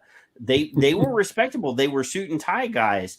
They sold drugs and they did bad things, but they didn't. There was a certain line. Yes. They would kill you if you crossed them, and then they would send flowers to your family. Now they kill you. They kill And your your wife. family. They kill your family. They killed the people that you knew, the people that they thought you knew, and they just Yes. That's it's a decomposition. Like we criticize very much one of the previous presidents because, let's say, in 2006, 2007, there were big cartels in Mexico, right? So the heads of these big cartels were middle-class people. Where, like you are saying, they use violence as a means, but not as an end, right? And they also had safe territories where you could put your family and there was an agreement that nobody would touch families, etc. But this government, this president, following American instructions, because he didn't do it by his own will, he started a war against all cartels. And what happened is that you decapitate the structure and you put in jail or you kill the head of the heads. They were middle-class people. They were entrepreneurs. And so what happens when you cut the head? The remnants, which are from lower extraction and are much more violent, they disintegrate. And so instead of having to deal with 4 big cartels, you have to deal with the 64 small cartels run by psychopaths. Yeah. Who all want to be in power. I remember there was a shootout in Mexico City, and I can't remember how long ago it was now, but got to the point where the Mexican army was there, and the president of Mexico said, "Hey, we have to stop this. This is stupid." Yeah, yes, Culiacan is like a couple of years ago. Yeah. And when I was in Medellin, Colombia in 2005. And I was there in my job that I used to do. I used to work for the United Nations, and I have a degree in forensic anthropology.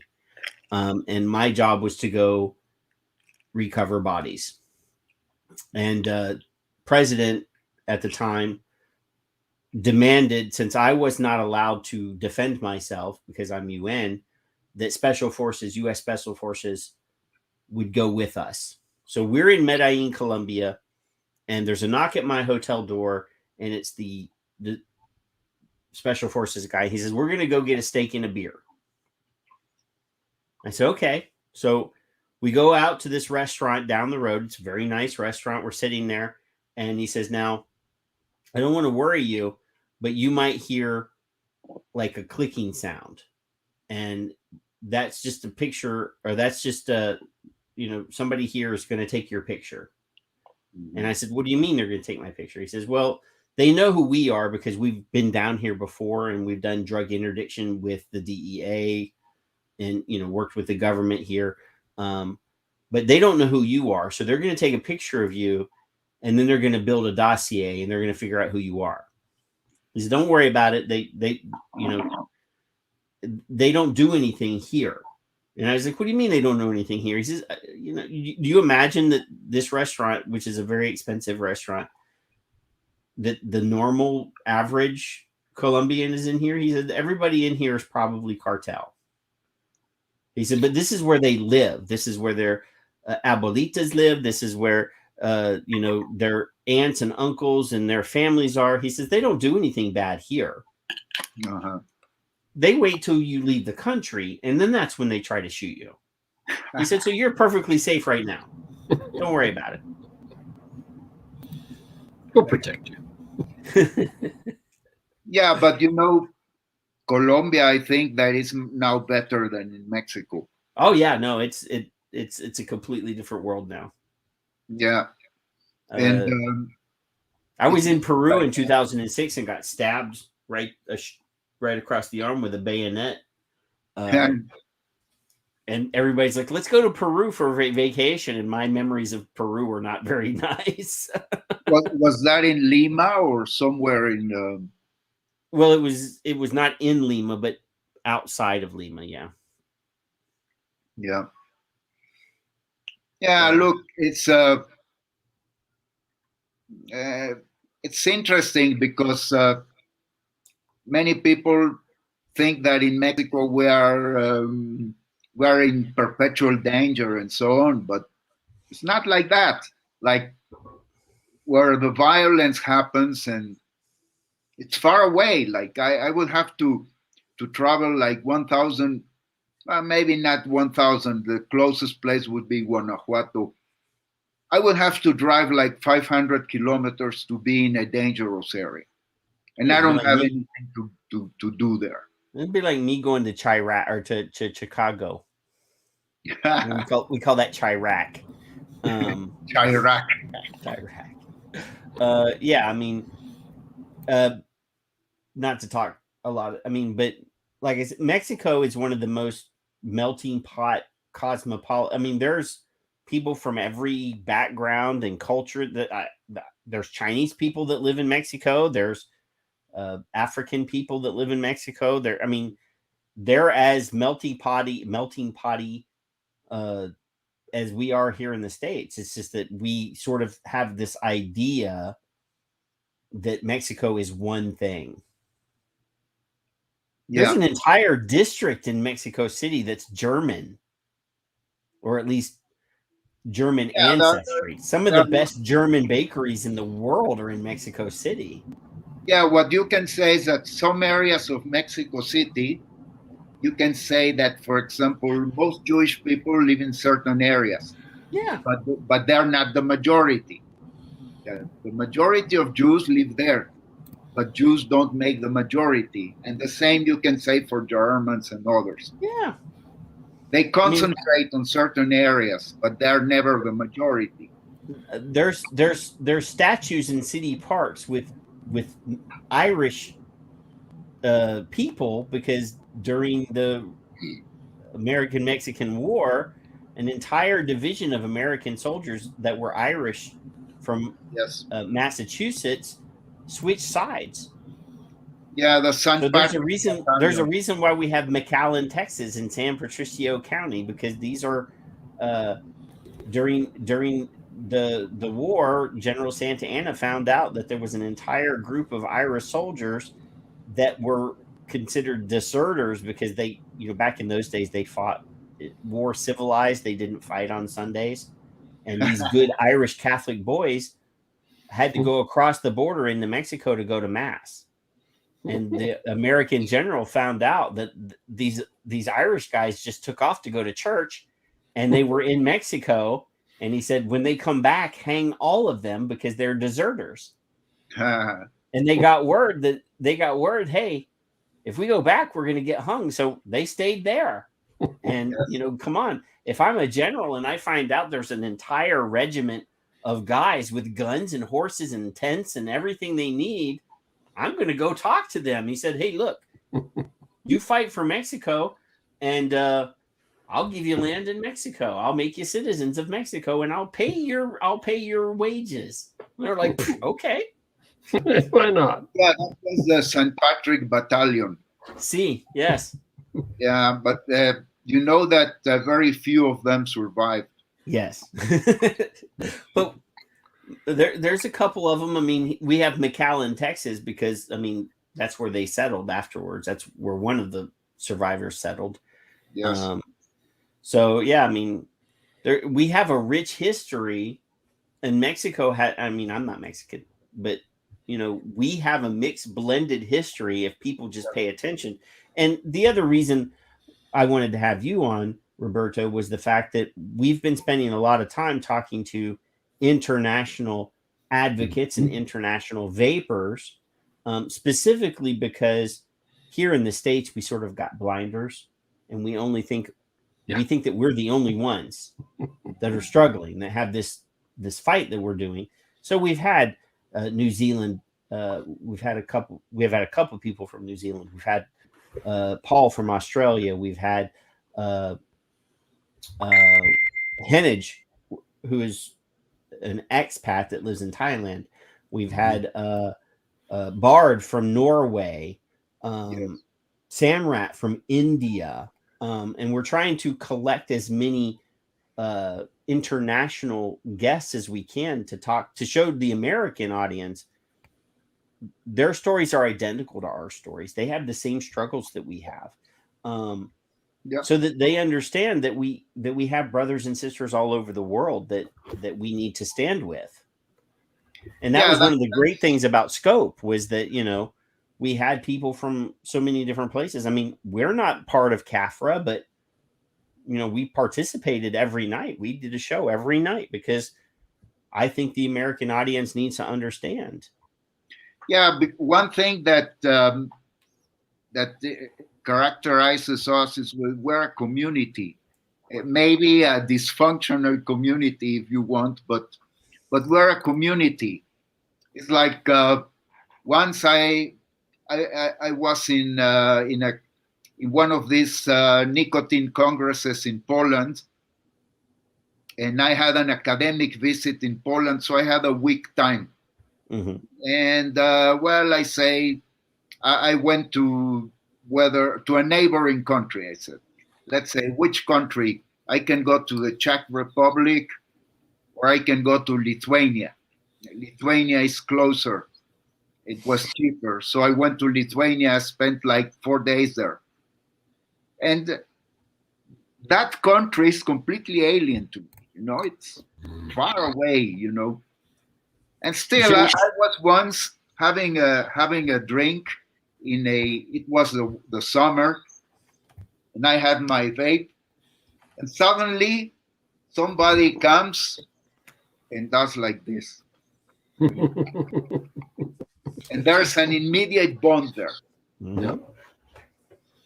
And we didn't speak anything, but, you know, this idea that, you know, there is a bond. There is some bond.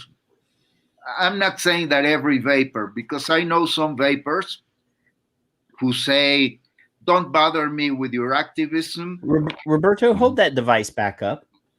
This one? It's a Uwell. What you might be surprised by this.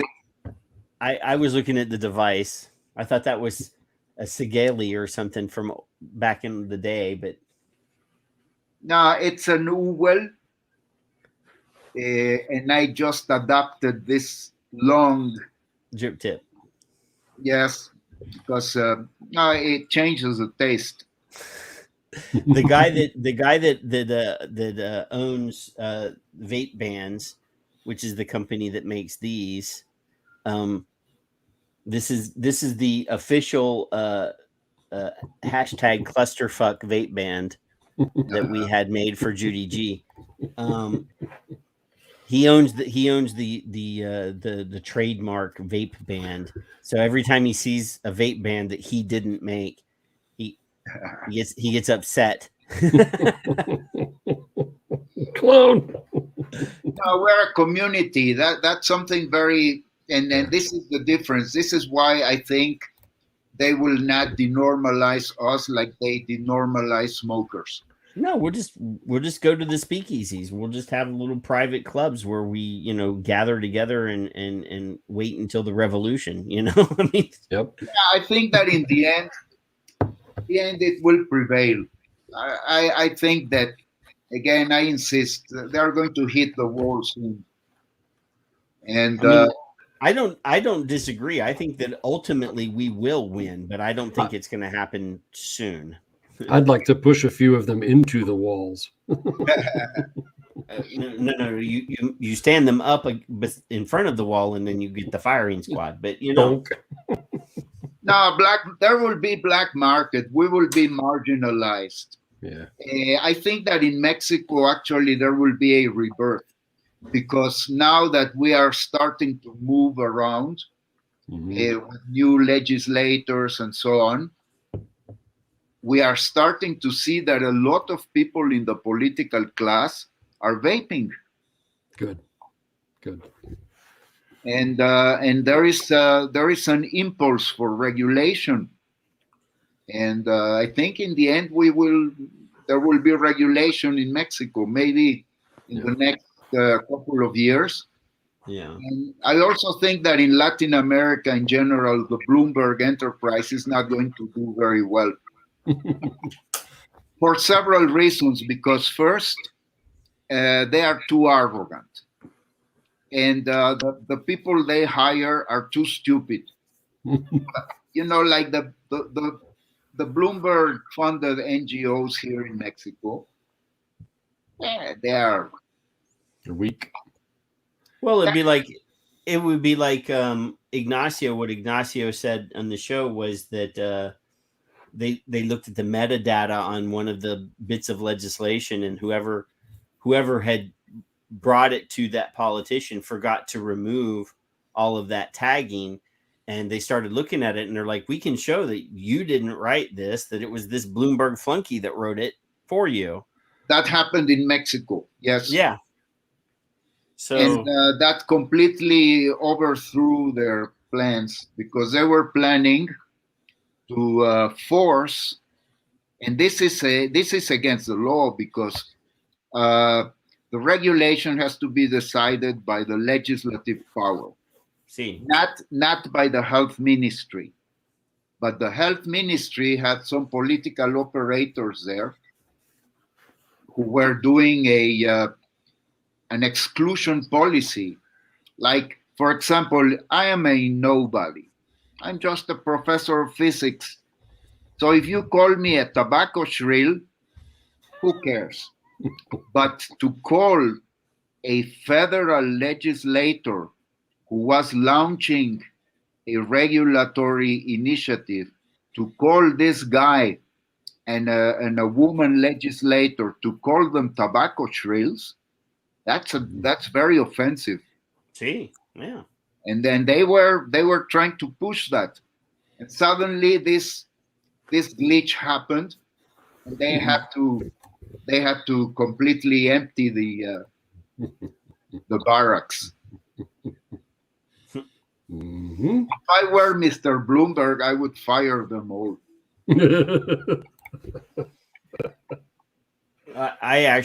I don't think that he's the one that does like the day-to-day management of all of his different things. He's got flunkies that do all of his, all of his day-to-day stuff. And I don't know that they're actually telling him, oh, by the way, did you hear that we got caught in the things? I mean, I don't even know that he's aware of that, No. He's because, too high. In fact, but those tactics, you get caught in the Philippines, then the next thing you know, Malaysia is looking at what's going on there, and then the next thing you know, Indonesia is looking, and then slowly but surely it works its way, and all the LMICs are all going to start looking at, hey, does this guy have undue influence on our federal policy? I mean, every country that I'm aware of has rules against outsiders coming into their country and trying to control domestic policy. Yep. Having a foreigner come into your land and tell you, and I'll tell you this, and I'm not trying to be stereotypical here when I say this, but the machismo and the Latin world, they're not going to stand by and once they realize that it's happening and let some outsider come into their country. I mean, everybody I know of that's from Central and South America, they're very strong people, and they don't want anybody to think that they're weak and letting some American guy tell them what to do in their own country. That's why Ignacio got all fired up on the show, was like he felt like Bloomberg was treating them like, I'm going to say children. He said monkeys. Yeah, and this is also, it's possibly, I don't have any evidence to say that, but even within the tobacco control world in Mexico, I think there is resentment from the old guard, the guys that we could still talk to in 2018. They were tobacco control guys. They were against vaping, whatever. Yeah, you could talk to them. They were decent people. You could talk to them. But these people are being sidewayed by some absolute creeps, idiots, the Bloomberg zombies, the Bloomberg sicarians, and they're being sidetracked. Yep. And I don't think it's very nice for a medical doctor with 30 years of experience in tobacco control to be pushed aside by some idiotic creep. Yep. So I think there is also conflict. There are conflicts in the Bloomberg paradise also, and these conflicts are bound to explode at one point. Mm-hmm. And also, once we change president, this guy that I was telling you, the de facto health minister, that guy will be hanged by the balls. Mm-hmm. Because we as a vaping association, we have never uttered a bad word about him. But we don't need to, because he's one of the most unpopular characters in Mexico. Well, if his own actions show that he's incompetent, then you don't really have to. We don't have. The problem is here we have incompetence, but they're so well respected here that people ignore their incompetence. I mean, I don't even want to talk about Fauci, but he's shown that he's not the most competent person, and now people are starting to call him out about it. But then the brainwashed are always going to defend him. Yes. So, not to get into the COVID, but I mean, it's embarrassing that these people are on TV and say stupid things and nobody calls them out on it. We've always done it this way, Patrick. Stop. Yes. That makes I'm always like, what are my international friends when they see this stuff on American, press conferences, the president of the United States, whether that's the dumbass that we had before or the dumbass that we have now. Because I consider both of them dumbasses. Saying the things that they say on national television. I mean, obviously Trump said rude things, and this guy that we have now can't even form complete sentences. I'm so proud. It just saddens me that we've lost so many levels of respect in the international stage over the last 12 years or 8 years or whatever. Even Obama, the president of the Philippines, basically told Obama to go fuck himself. And I'm like, whoa. Yeah, but you mean Duterte? Yeah. That's a character. But look, I think the deterioration of the political class is universal. Here in Mexico, our president is he's a total schmuck. Yeah. He's a guy who likes theater.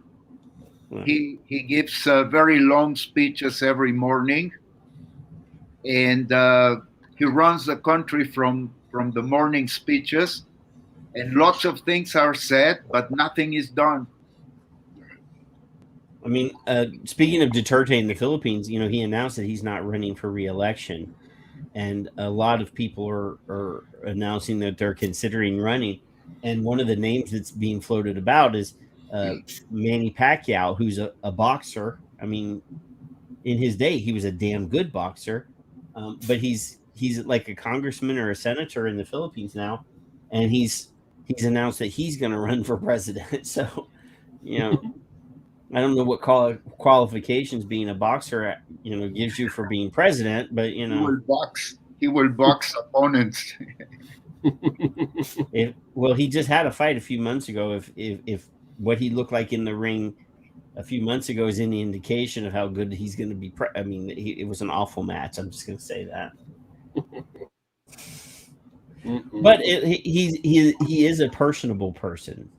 Like you know, he's got a good personality, but I don't know that he would be a great leader. But you know, that's international politics, and you know. Yeah. Also, the world is getting tired of these people who are non-politicians, who are actors or boxers or whatever, who suddenly take care of the government. And because they're not politicians, people think that they will do better. And that's not true. It's not happening. No, I mean, they don't understand the system. I mean, look, we've got Biden, who has been a politician for 50 years, and he's not doing a very good job. So, you know, I don't know that that's any indicator either. Do you think that the Republicans will win the Senate and the Congress? Well, I mean, obviously, we still have a very slight margin in the Senate. I mean, it's tiny. But the only way, for example, the Build Back Better bill, every Democrat has to vote yes in the Senate for that bill to pass. If we can flip 2 or 1 even, I think the speaker gets the tiebreaker or whatever. But if we can flip 2 or 3 of them to have a cushion, that bill will not pass. I don't know at this point, America is so divided, Roberto. I don't know that I could make a very realistic prediction about what's going to happen, because we are so divided on so many different things right now. I mean, the masks and the you know, vaccines and gas taxes, you know, the price of gas. I mean, we're at, like, I'm paying, like, I don't know what gas costs where Kevin lives, but I'm paying almost like $3.50 a gallon for gas. And for us, that's quite expensive. And I'm literally like 5 miles away from the largest concentration of refineries in the state of Texas, if not in the entire country. There's refineries where's all the black market over for here. that? And the fucking gas here should be cheaper than anywhere else, because the refineries are right there, and we're still pretty damn high. My mom lives 1,000 miles away, and the gas there is cheaper than it is here. We're 304. So, well, it's sometimes distances are not part of the logic. It's other criteria. No, I know, but I mean, it's frustrating because Valero's here, ExxonMobil's here, Sunoco's here, like all these big companies that produce gas are refining it right there. And yeah, it's crazy that our gas is so expensive here compared to other places. Now, California is going to be more because it's California. California is a nutcase of a. Yeah, we can't. You know, that is not a good place. That's you know, the Socialist Republic of California. Yeah. And that's now, another thing. Bruni's trying to shame me here. He's in Australia and he says gas is $10 a gallon there. So you know. Is that $10 Australian? Because really, that's like $2 in the United States. And a drop bear. Well, guys, I think I have to go to sleep now. I'm tired. We really appreciate you spending time with us, Dr. Sussman. Call me Roberto. Roberto. Well, for being respectful, for saying goodbye. And we obviously we enjoyed the conversation. So did the audience. I've received private messages reminding me to say thank you for your awesome information. Yes. And you're welcome. Like I said, anytime you have like a paper that you want to present or you want to talk about something that you guys are working on, hit me up. We're on WhatsApp. That if you want to come on and talk about it, the platform is here. Obviously, after you go, I'm going to inform everybody about the great news this week that we have received because it costs money to do this. And we've received good news on that front. I'm going to tell everybody what we're going to do with that money, and read the letter that we received. Because once we have ready this paper, maybe in a couple of weeks, I'll let you know, and would be very happy. In fact, maybe can also invite my French colleague. He's also a physicist. As long as he speaks English, because I don't speak French. He speaks English. No, he speaks English. He speaks English. With a French accent, of course, but he speaks English very well. Yep, there they go. Thank you. Look at it. Okay, bye. I'm really tired. Had a very long day today. But thank you, sir, Roberto. Have a good night, and we'll be glad to see you anytime that you want to. And if you're not already following Dr. Sussman on Twitter, Kevin has slapped the Twitter address in the chat a couple times. Everybody should be following him if you're not already following him. And we should be amplifying all of his work. Thank you very much. I tweet a lot in English. Even if there's a translate button. If you don't understand what it says, hit the translate button. I can read Spanish and I can understand Spanish when it's spoken to me, but I don't speak it that good. I do live in South Texas, so you have to be able to, I treat patients. I treat patients that speak Spanish, so I have to communicate with them. So I can, on a basic level, communicate with them, but I'm definitely not conversational. I have a nephew in Brownsville. He's not far from me then. I'm in Corpus Christi, Texas. I've been there also. Yeah. I have a thing about living near water, and I love living here because the beach is there, the bay is there. If I want to go fishing, there's fishing, and it's nice, temperate weather. I mean, I moved here from Pennsylvania, because I hate snow. I can imagine. Hate snow. So anyway, Dr. Sussman, thank you, and have a good night. Go to sleep. Enjoy yourself, and we will see you whenever you want to come back. Yep. In a few weeks, I promise we'll have this metal paper. We'll be happy to share it with you. Metal paper. That sounds like a durable paper. Thank you, Dr. Sussman. Appreciate it. Bye. Bye. Man. Woo! Another genius on our show. Amazing human, yes. As long as they keep showing us up, I'm gonna keep letting them come. I am proud. Of the people that we have been able to sucker to come on our show and talk to two chuckleheads.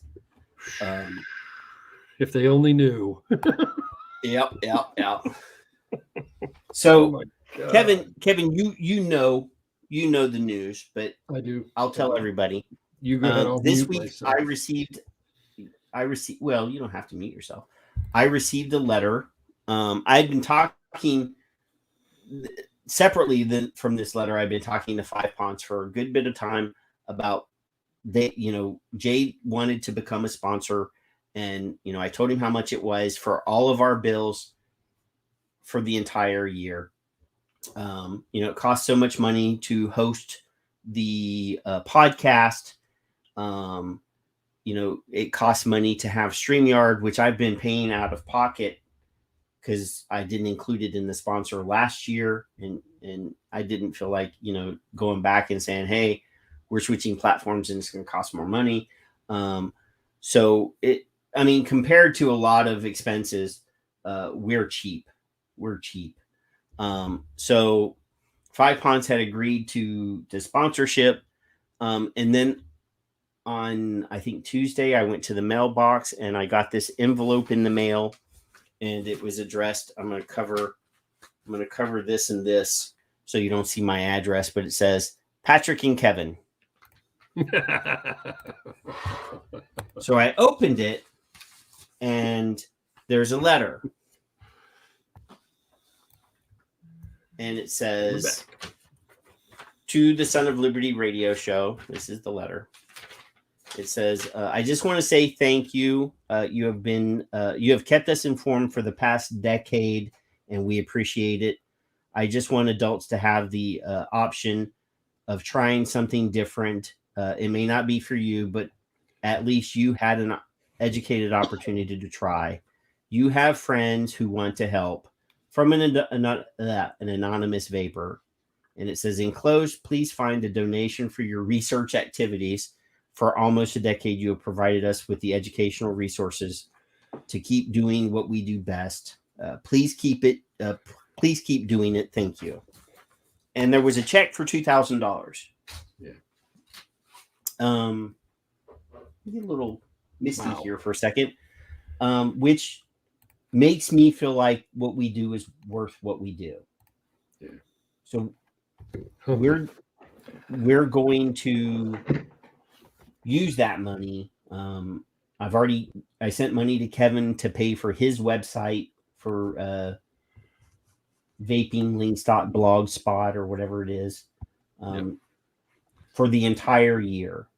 We're going to use some of that money to upgrade StreamYard so that we have more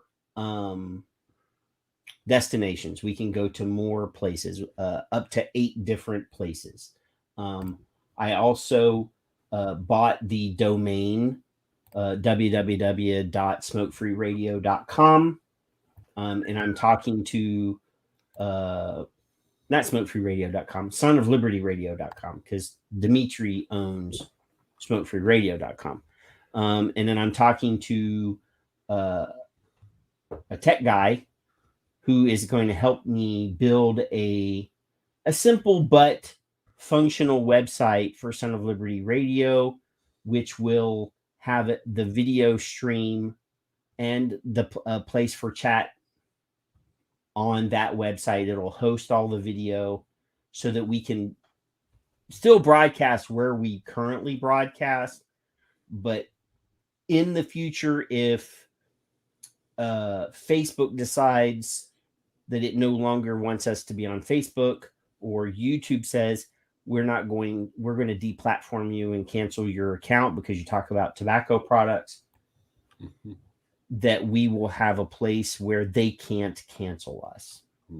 Won't go away. So I'm just waiting for prices on what that's going to cost for hosting that, because they have to store, there has to be a certain amount of video storage for that. That's not a deal breaker. Even if the live stream is available there and then I have to archive it here on my computer, which I do anyway. I have every show that we've ever did on a hard drive here. We'll do that, but it would be cool if we had our own place, if we have to, that we can fall back to. So I really appreciated the person I know where the money came from. I know who sent me the money. It's on the name's on the check. But they asked to remain anonymous, and I will respect their wishes. But I just want everybody to know, every once in a while, it feels good when somebody pats you on the back and said you did a good job. Yeah. And after doing this for 10 years, it felt good. I'm not gonna lie, it felt good. I told Kevin, I snapped a picture of it and I sent it to Kevin. I was like, look what we just got. Mm-hmm. And Kevin said, you deserve it. And I'm like, no. I mean, this is for us.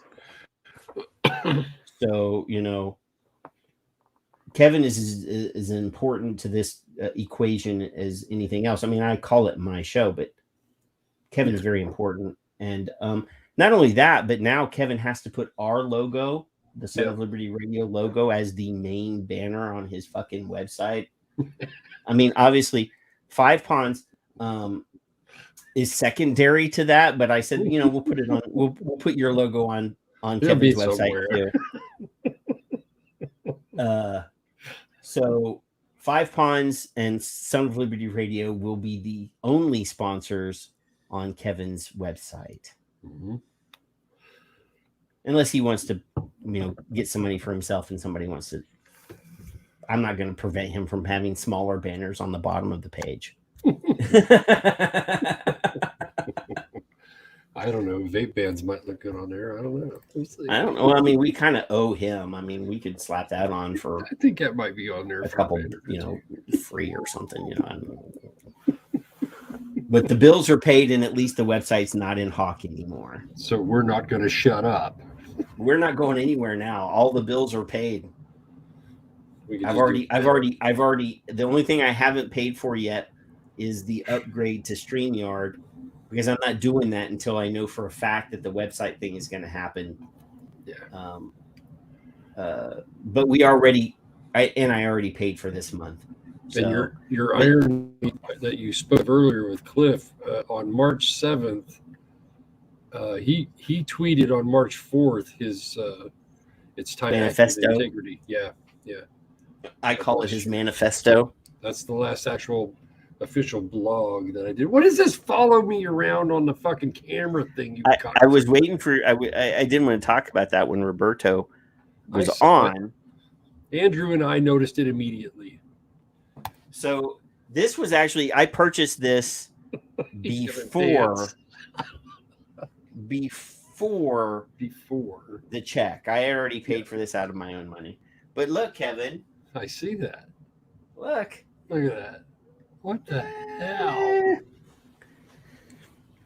So well, you fired your cameraman. Okay, all right. I have a new cameraman. There's a little monkey sitting here with a camera right now. Did you name him Simon, or did you name him Professor Clay? He's Stan. He's Stan. Professor Puff and stuff. All right. Yeah, I had seen a Facebook ad for this a couple weeks ago, and just motion sensitive. It has hand gestures that you can make, and it changes. It'll zoom in and zoom out, and it'll follow you around. Like I just turned off the follow me around thing. So if you see me do this, that is turning it on. It's supposed to turn on when I do this. I'm waiting for the light to. There we go. The light just went on. I'm glad you got something else to yell at. And it stopped. It stopped. It did it earlier. It was within, 10 minutes of the show. And I was like, did his camera just move? Yeah, I saw you type that in the chat room. I went over there to get something, right? Oh What's really sad is like earlier I had the table elevated and everything, and I had the show set up, and I went and sat in the chair at the other computer, and the camera followed me all the way to the other chair. And then I looked up and there was a picture. It was showing me sitting in the leather chair with my feet up. And I was like, oh, if Kevin comes in and sees that, he's never going to let me live. No, of course not. Did you see the guest we had tonight? Were you here? I was here. Oh, I participated in the conversation, Kevin. Oh my God. I invited him. And he said yes. And he's going to come back. Well, and talk about this. When he was on the Scope thing, like if you watched his presentation on Scope, which I think everybody should, like he's talking science and he's cracking jokes and I'm like, he would fit in with us. He was, and then on the week after Scope, they did 2 shows to like that were like the culmination of Scope, and they sort of just were reviewing everything that they did that week. And I popped in because Nancy and Leanna and I think Paul was there and Roberto was there. And I said, I'm going to pop in real quick. And, he said, well, he had to go teach a class. And I said, before you go, Doc, would you come on my show? And he was like, of course I'll come on your show. And I'm like, yes. Holy crap. Yeah. Yeah. Yeah. Rock star to me. Oh my gosh. I think Charles, we have, like Dr. Glover, just wow. I cannot complain about any of the people that we've been able to have on the show, Kevin. Except me. Well, I don't know. Well, we're not looking for content. They have their own. And it's gargantuan. It's you make the Spock sign, do that. Yeah, the lineup and names of people that have come on now at this point is beyond comparison for anybody. Well, especially for a bunch of goofballs. Chuckleheads. Yeah, well, there you go. Man. So yeah, I was like, is he going to ask if we could get Ricardo Pelosa on the show, since they're co-authors on papers? Mm-hmm. Mr. Pesco was over with Brad last week before. With who? With what did I say, Brad? You said Brad. Oh, Canada. Now you got me thinking. Brent. Yeah. See, now I don't want him on the show. Yes, you do. I'm happy that we got one of the co-authors.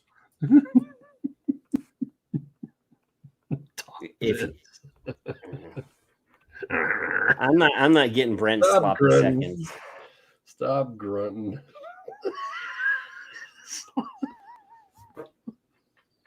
Oh my God. Anyway, it'd be all right. So I'm appreciative. Yeah. I just got to figure out the color. I got to figure out the color on this camera. I was looking quite pale and I adjusted the colors like on the fly. Leanna was texting me, "You look kind of sick. Are you feeling okay?" And I'm like, "No, it's a new camera and everything's sort of washed out." But you look no worse for the wear to me. I don't know. Well, I mean, I adjusted the color, and she was telling me less, more, stop right there. So tonight, I think, and then once I was done, then she just kept texting me, and I was like, "Stop texting me." You're so mean. So tonight was a really on the other computer. A really wonderful example of having a conversation. Oh yeah, no. When I invited him on the show, he's like, "Are we just going to have a conversation?" I was like, "That's what we do. That's our thing." Yeah, that's all I want. I don't need all the fancy pony show. It's nice to have science on the show, and we can do that as long as it's science that two chuckleheads can understand. Right. That's why I pointed out to him. I'm so appreciative of him and others who do that, and then others that explain. Juka, I had something on Twitter, and what are you doing? I sent it to Juka, and I said, "Mansplain this to me," and then he did, and then that's all I needed.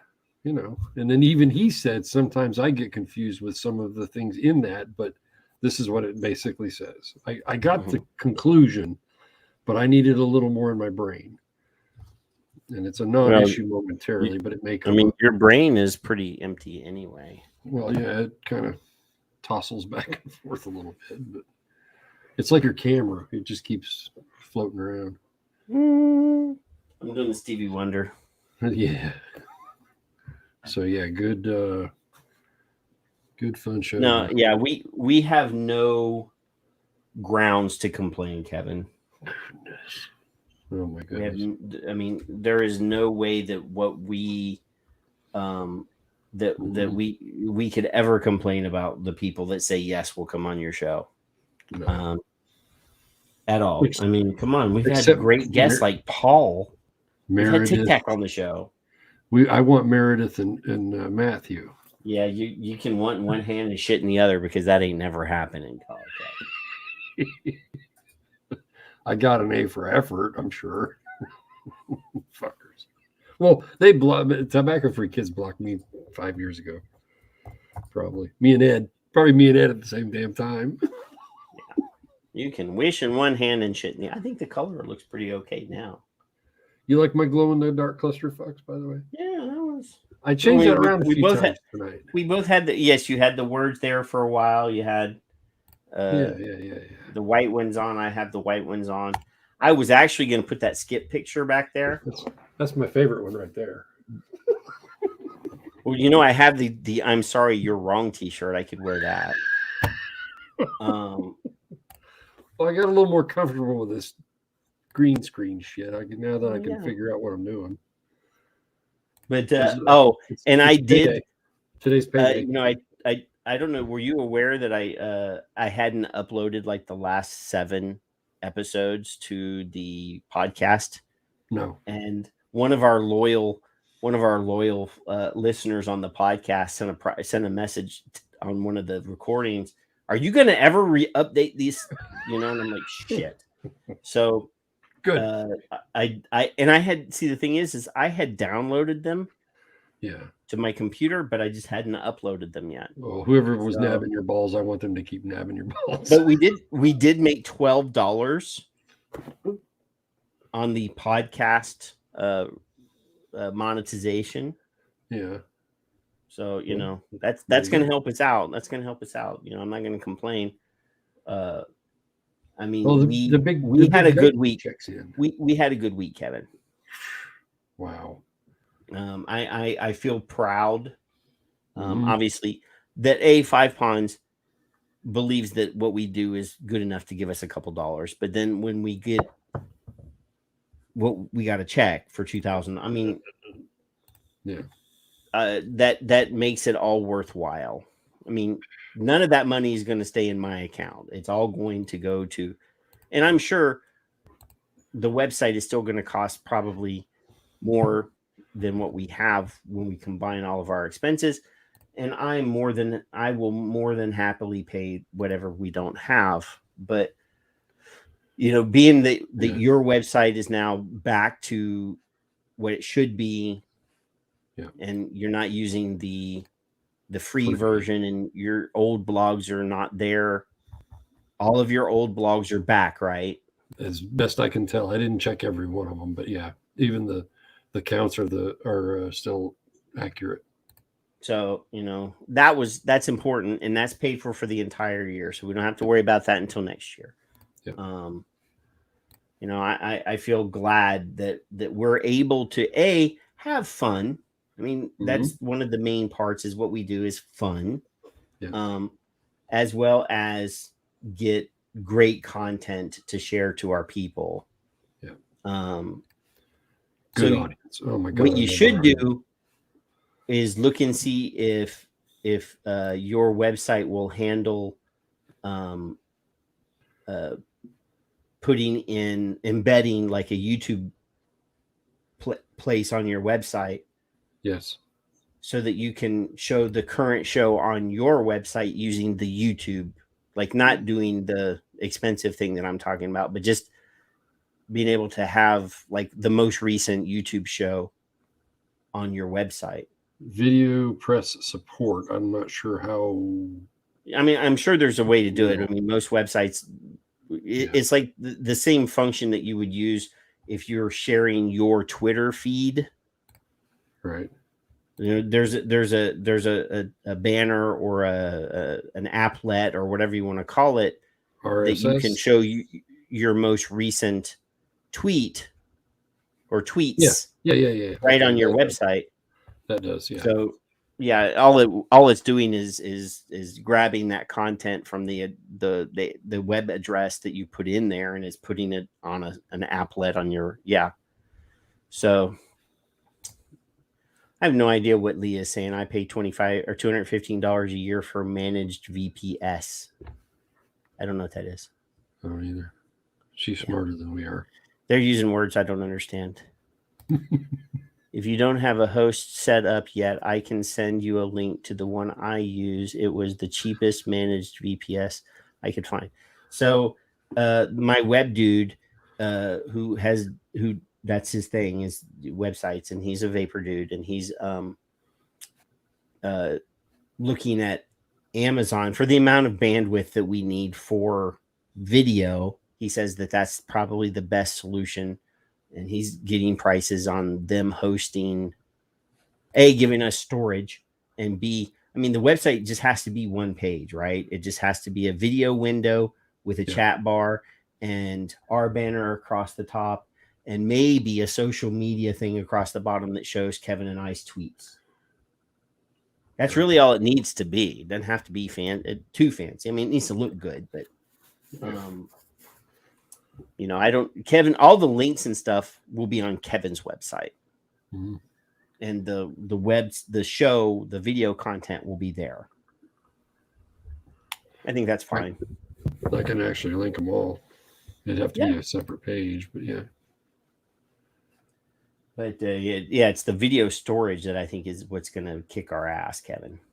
That's what I'm looking for. I can't see it offhand. Video press support is easiest way to upload videos to your site and display them using fast, unbranded, customizable player with rich stats. It says that's what it tells me. Yeah, but the thing is we don't have a server, we don't own a server, and we're not going to buy a server right now. I wouldn't even know what to do. I think that our I think we would need to buy the bandwidth is what it is, and we need to buy the storage space. So Amazon is going to be probably Richard Pruin is the one that's, he's the guy that's doing Safer Wiki. He's the one that knows what the hell he's talking about when it comes to making this shit. So I'm gonna refer to his expert opinion on that and just wait. But I think it'll be awesome to have our, I don't mind looking at the chat room here. Luckily, StreamYard shows us all the chats from YouTube and from Facebook. It used to show us Twitter, but it doesn't show us Twitter anymore. And if I have to, like currently, I have a tablet. I mean, you guys can't see, but I have the laptop, another monitor, and in the middle, I have a tablet that is currently just showing the YouTube page. But if we had a website, I could just use the website and refer to the chat that way. And that also gives me a reason to look at the camera instead of these two damn monitors. Yeah. See, my Victor share screen, I can kind of eyeball it to my right. But yeah. So I'm trying to face you guys. I'm trying to look at you guys more. Yeah. Because we love you, for freak's sake. Instead of certainly I'm not looking at Patrick. He's a cool story, bro. Cool story, bro. Cool story, bro.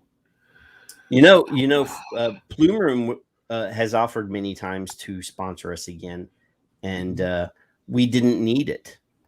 All of our bills were paid, and I kept saying, "Don't give me money that I don't need." And now that, I mean, we're going to call that a grant. We were given a grant. That enables us to do more than what I ever thought I ever wanted to do. But I feel like if somebody gave us the money for that, I'm not going to go and buy like toys with it. I'm gonna use it to some other reason. So, Kevin gets some money for his website. It's an enhancement. We're gonna improve the quality of what we have. So I'm pretty happy. I'm like, I'm Maybe in a very good mood. If we pay Matt Myers, maybe he'll show up. I don't think we got enough money to actually pay him to show up. That for us, what we got was pretty cool. But well, yeah, he's collecting Bloomberg checks, so I know. that little $2,000 plus whatever 5 Ponds paid us is not enough. Right. So if I take my battery out of here and I go over here, it just follows you around to my charger. Yeah. Now can you see my other computer? I can. That's where you used to sit. Well, I sat there last week, and I might sit there next week because I had just bought. So I just bought a new camera for this setup. Yep. That didn't move, but it had a really good picture. So I switched the camera that I had over there to the one that I had over here. So it looks really good from over there. Plus, I don't always want to stand up. Right. When I get my own area, I will be standing up. And the green screen just goes on the wall, so I don't have to. I think it feels good. It feels good to be able to move around, and this feels comfortable to me. But I sat down after about an hour and a half, and then I'm standing up again. I love this. When I first bought this standing up thing, my wife is like, "That's the stupidest thing in the world." Until I put it all together, and she came in and she goes, "That's pretty smart." That's pretty smart. It's healthier, in my opinion. Well, considering I just had knee surgery in March, I actually probably should be standing up as much as I can tolerate. As a therapist, you recommend it to yourself. I have to follow my own suggestions. You're your own worst boss, aren't you? What really drives me crazy is I'm trying to fix the camera, the actual picture from the new camera. Yeah. On this computer, I have the StreamYard window playing. I have the tablet here, which is YouTube, and I have Twitter. I've tabs open over here with Twitter and Facebook, and none of them are the same. Right. So I have no idea what I really look like. Well, it's not pretty. X1 if you think he's not pretty. I feel pretty. Oh, so pretty. Oh, that's my theme song. So thank you to the anonymous person, and well, you know who it is, and you were already supposed to say thank you to them in private. We're supposed to do that. Yeah. So yeah. But yes, and I'm not gonna hide anything from you guys. I want you guys to know, what happened, because I'm not doing this for a living. I'm not doing this to enhance my lifestyle. I have a good job. My wife has a great job. I'm never going to make this my business. And I want everybody to know that if they were to give us money, that it would go to making the show better. Yep. So yeah. But yeah, let's I just opened my Twitter, and there's our friend. Another picture of our friend by Mark. See. Oh, there's another one. She said I had an evil laugh earlier. That's what I do every time I see your picture.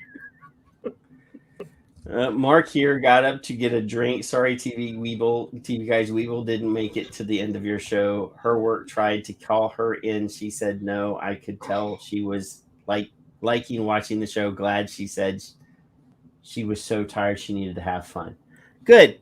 And obviously, as much as we like to pick on Skip and stuff, we cared a lot about Skip. And we want Skip to enjoy her life. And if you're not already following Skip, please follow Skip. And when she's having a bad day, you can tell. by her tweets. Be She's got the encouraging. cobs. Be encouraging to each other, not just Skip, but yeah, to Skip too. She's having a bad time. Yep. She's having a bad time. So, yeah. Absolutely. So It's anyway, funny. Kevin, He's tweeting away. Yeah. Mark is learning. He's learning how to use the camera phone now. He's learning how to be on Twitter now. She told me to stay by my bowl or lay down by my bowl or something. He needs his own Twitter account. No, I enjoy him using her Twitter account. It just riles her up. I think it's awesome. I think it's great that he's doing it. Especially when during the scope thing, when he came into the chat room and he said, "Hey, Skip fell asleep. Could you guys tell me how to turn her phone off so that her battery doesn't run dead?" That's an awesome husband. That was awesome. My wife could give two shits about my phone. No, my wife knows how to turn off the phone, but she might erase all my shit too. Yeah. She might take all my toys away. All right. Anyway, Kevin, how do you want to end tonight? I want to end by watching this show on YouTube. You gonna watch it? You gonna watch it? I might fall asleep to it. Yeah, it's working for Skip. Well, that means that we're not doing a good job. I mean, really, if we're so boring that she falls asleep. She's working too hard. You know she is. No, I think this was an enjoyable show because of his intelligence, obviously, and his caring personally as well. Yeah, like the other guests that we've had, just like the other guests that we've had. They're genuine people. They're humans, pro-human. We may not be as popular as Matt Cully. No, we may not be as cool as Grim Green.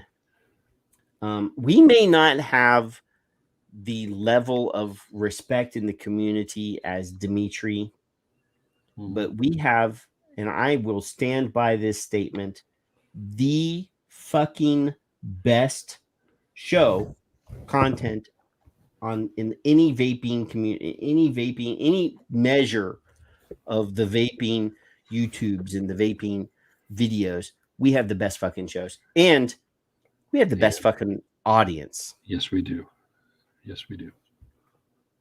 Because I love them all way more than you. Well, I know you love them more than you love me. Way more. There's no doubt in my mind. Magnitude. Remember more.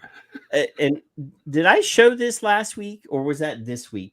I can't remember what day it was that Mark Sliss tweeted his new fashion. Was that this week, Kevin? I don't remember the fashion. Oh, you do. I may not have. I don't know. You might as well.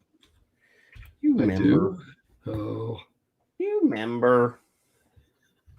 Is Mark with a K or with a C? C. Pirate. I know. Pirate. It comes up as pirate for me. Seismic pirate. The seismic pirate. Come on, Kevin. You remember? He's modeling apparel. Oh, yeah. I don't think you actually showed it. Was that this week or was that last week? Right. That was the 22nd. That was 22nd. So I'm going to show this as part of my parting shot here. My parting thoughts is we have amazing people that no matter how stupid our creations are, will go and spend their money on a shirt with Kevin's ugly face with him saying, "I don't even like you," with the ridiculous hashtag sign our amendment, hashtag vaping it on the bottom. One more person. In all my glory. Thank you, And Mark. all of Kevin's glory. And look what this son of a bitch has on his forearm. Did you know this? Yes. I did not know that he had a nicotine molecule on his forearm. Shannon's got 1 billion lives. I forget the other Twitter guy's got 1 billion lives, and he's got nicotine. There's somebody else that has a nicotine one. I don't recall. Maybe it was him that I'm thinking of. Oh, he's got a new attitude. He said so right on the damn tweet. I don't think he likes me. When I see this picture and I see his expression, I don't think he likes me. Did you see what he wrote? Look at what he's saying. Look at this expression here in his face. He's looking at me like I'm looking at this computer, and he's looking right at me. He's looking right at you, saying, "I'm tired of your bullshit." That's what he's saying. My bullshit. I'm not the dumbass that just likes to repeat himself over and over and over and over and over again. It's redundant. It's repetitive. Saying the same thing and just putting a different person's name on it at the end of every sentence. Angry Mark. He's so beautiful. We have beautiful people that love us, Kevin, apparently. And apparently, I just want to. It's a clause. That's the apparently part. Apparently. After getting the gift that we got at the beginning of the week, and being able, I had already scheduled Roberto last week, but this, and it being Thanksgiving, yes, this has been a pretty damn good week. I hope you guys didn't kill your families. I got a day off. My wife worked on Thanksgiving Day, so I was able to do what I wanted to do that day. Get away with stuff. Yeah. Okay. I made a prime rib. I had a ham. I made mashed potatoes. I had green bean casserole. I had pecan pie, Kevin. Oh, see. Even though you said I wasn't allowed to have any pie, I had pie. See, no pie for you. And just knowing that people are actually appreciating what we do. And I know that the people that watch the show appreciate what we do, and they participate and are active and ask great questions when we have guests on, and make fun of us when we act like a bunch of dummies. Yes. When we don't have guests on, we try not to be too silly when we have guests, but it makes what we do worth doing. I do want you to hide your rigs when you go to Mexico with your sex toys. I do want that. I was serious. I was very serious about that. I'm going to go find me a little midget that's a midget luchador. A what? A luchador, the masked Mexican wrestlers that wear masks. They're called luchadors. Luchador. But midget wrestling. I'm going to get a midget luchador for my my new kink, Kevin. Frequently, but not always masked. So look, I'm going to share this real quick. This is Kevin's website. Obviously, he's in a state of repair. Yeah, it actually took away my chains. It did not bring that part back, which kind of hurt my feelings. But I got a copy. Well, I'm sure you have that somewhere. And you could always just put Son of Liberty Radio. I was going to say it actually kind of matches the Son of Liberty color right there, so that'll be all right. I'm going to put the chains in there anyway somehow. Yeah, put the chains and the breaking the chains, and you can do whatever you want. But the Five Ponds logo has to be here. The Son of Liberty Radio somewhere, and whatever else you do, I don't give a shit. It's your website, but other than that, Picture of Mark. Maybe a link. Maybe a link over here somewhere. Maybe in the top to our YouTube channel or something. Yep. Other than that, you can do whatever you want. Sure. I got to revamp a couple things, but yeah. Well, I'm sure that they're and this is old. Are these old or new? Those are things that I was in. I was quoted in or used. The survey. Yeah. Oh, okay. That I knew of. I don't know all of them, but. And then here's quotes on the right. Here's your social media doohickey over here from WordPress. Yeah, and it kept hits. $250,000 or something. I think what we need to do though, Kevin, is we need to start you need to open create a new page with a link over here to all the people that have banned us. Oh, we should start making a list of people who banned us with their social media links. I tried that with I actually had the website as well. I had a separate website besides the blog, and I had a page. Yeah. No, I had had a page of all the people that hate us. I had like 60 or 70 quotes from different experts. This bitch has me blocked, so. Right. See, you are unable to view this tweet because the account holder limits, blah, blah, blah. Okay. Go back to my blog. I can read it from your blog, though. Right. And you can right click it, I think, from the blog. It opens up a new thing. So. I don't think so. I don't know. Maybe it won't. That'll go to here. No, maybe not. No. And if I have to do an incognito tab. All right. Yeah. To be able to see it. Yeah, you can if you're blocked. Find people. You just got to go to a private setting. I mean, obviously there are ways to circumvent the block, but now that I've been blocked by, I haven't been blocked by Stan yet. I don't think. Try harder. I feel like I have not collected that merit badge. No. What I had was a list of people or organizations both that would quote something just so outrageous that it had to be on the list, and also that they were blocking people. Well, Simon Chapman blocked me though. He did block me. But Stan has not blocked me. I'm looking at Stan's Twitter right now. I don't know why. Because I fucking blasted that guy. Yeah. Quite publicly, not even hiding it. Like I've said some quite disrespectful things.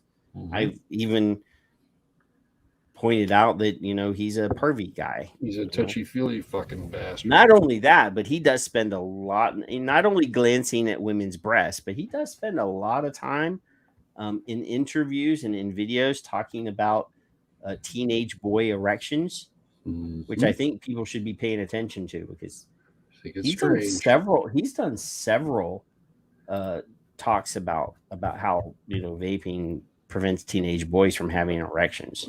May, could, or might. So I'm just saying, people should be paying attention now.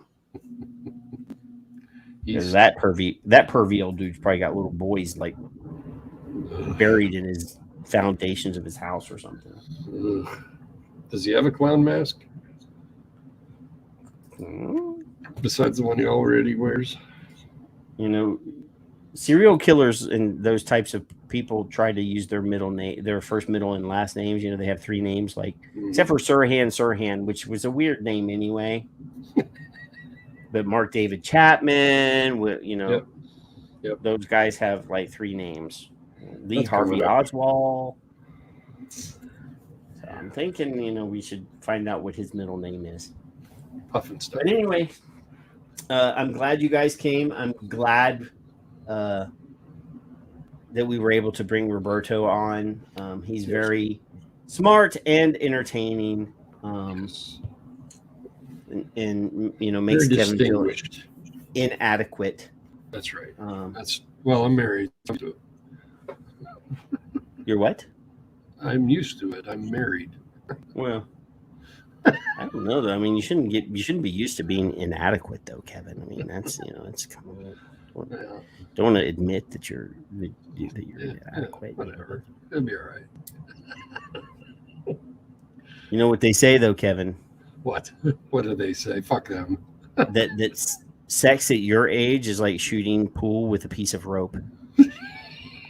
Just saying. Ed, we're gonna have to bring that up at our next meeting. What the fuck are you doing? I dropped my. I threw something at you. Smart off again. No, my trackball. Good thing it's nearly indestructible. Something about pool, Ed. Write that down, will you? Yeah. Sex at Kevin's age is like shooting pool with a piece of rope. We're going swimming, I guess. I don't know. Where did the ball? My ball's gone. You little whippersnapper. Where did my ball go? Good Lord. Oh, my ball. That was, that was a bonus. And it's blue. There's, the ball that goes right in here, the track ball. Patrick bloopers. It happens. It happens. All right. Good night, you bastard. So y'all be good. We love you. And we'll see you in maybe 7 days, maybe possibly. If I don't kill Kevin between now and then, just, we'll start a fire. We'll start a fire. Just saying,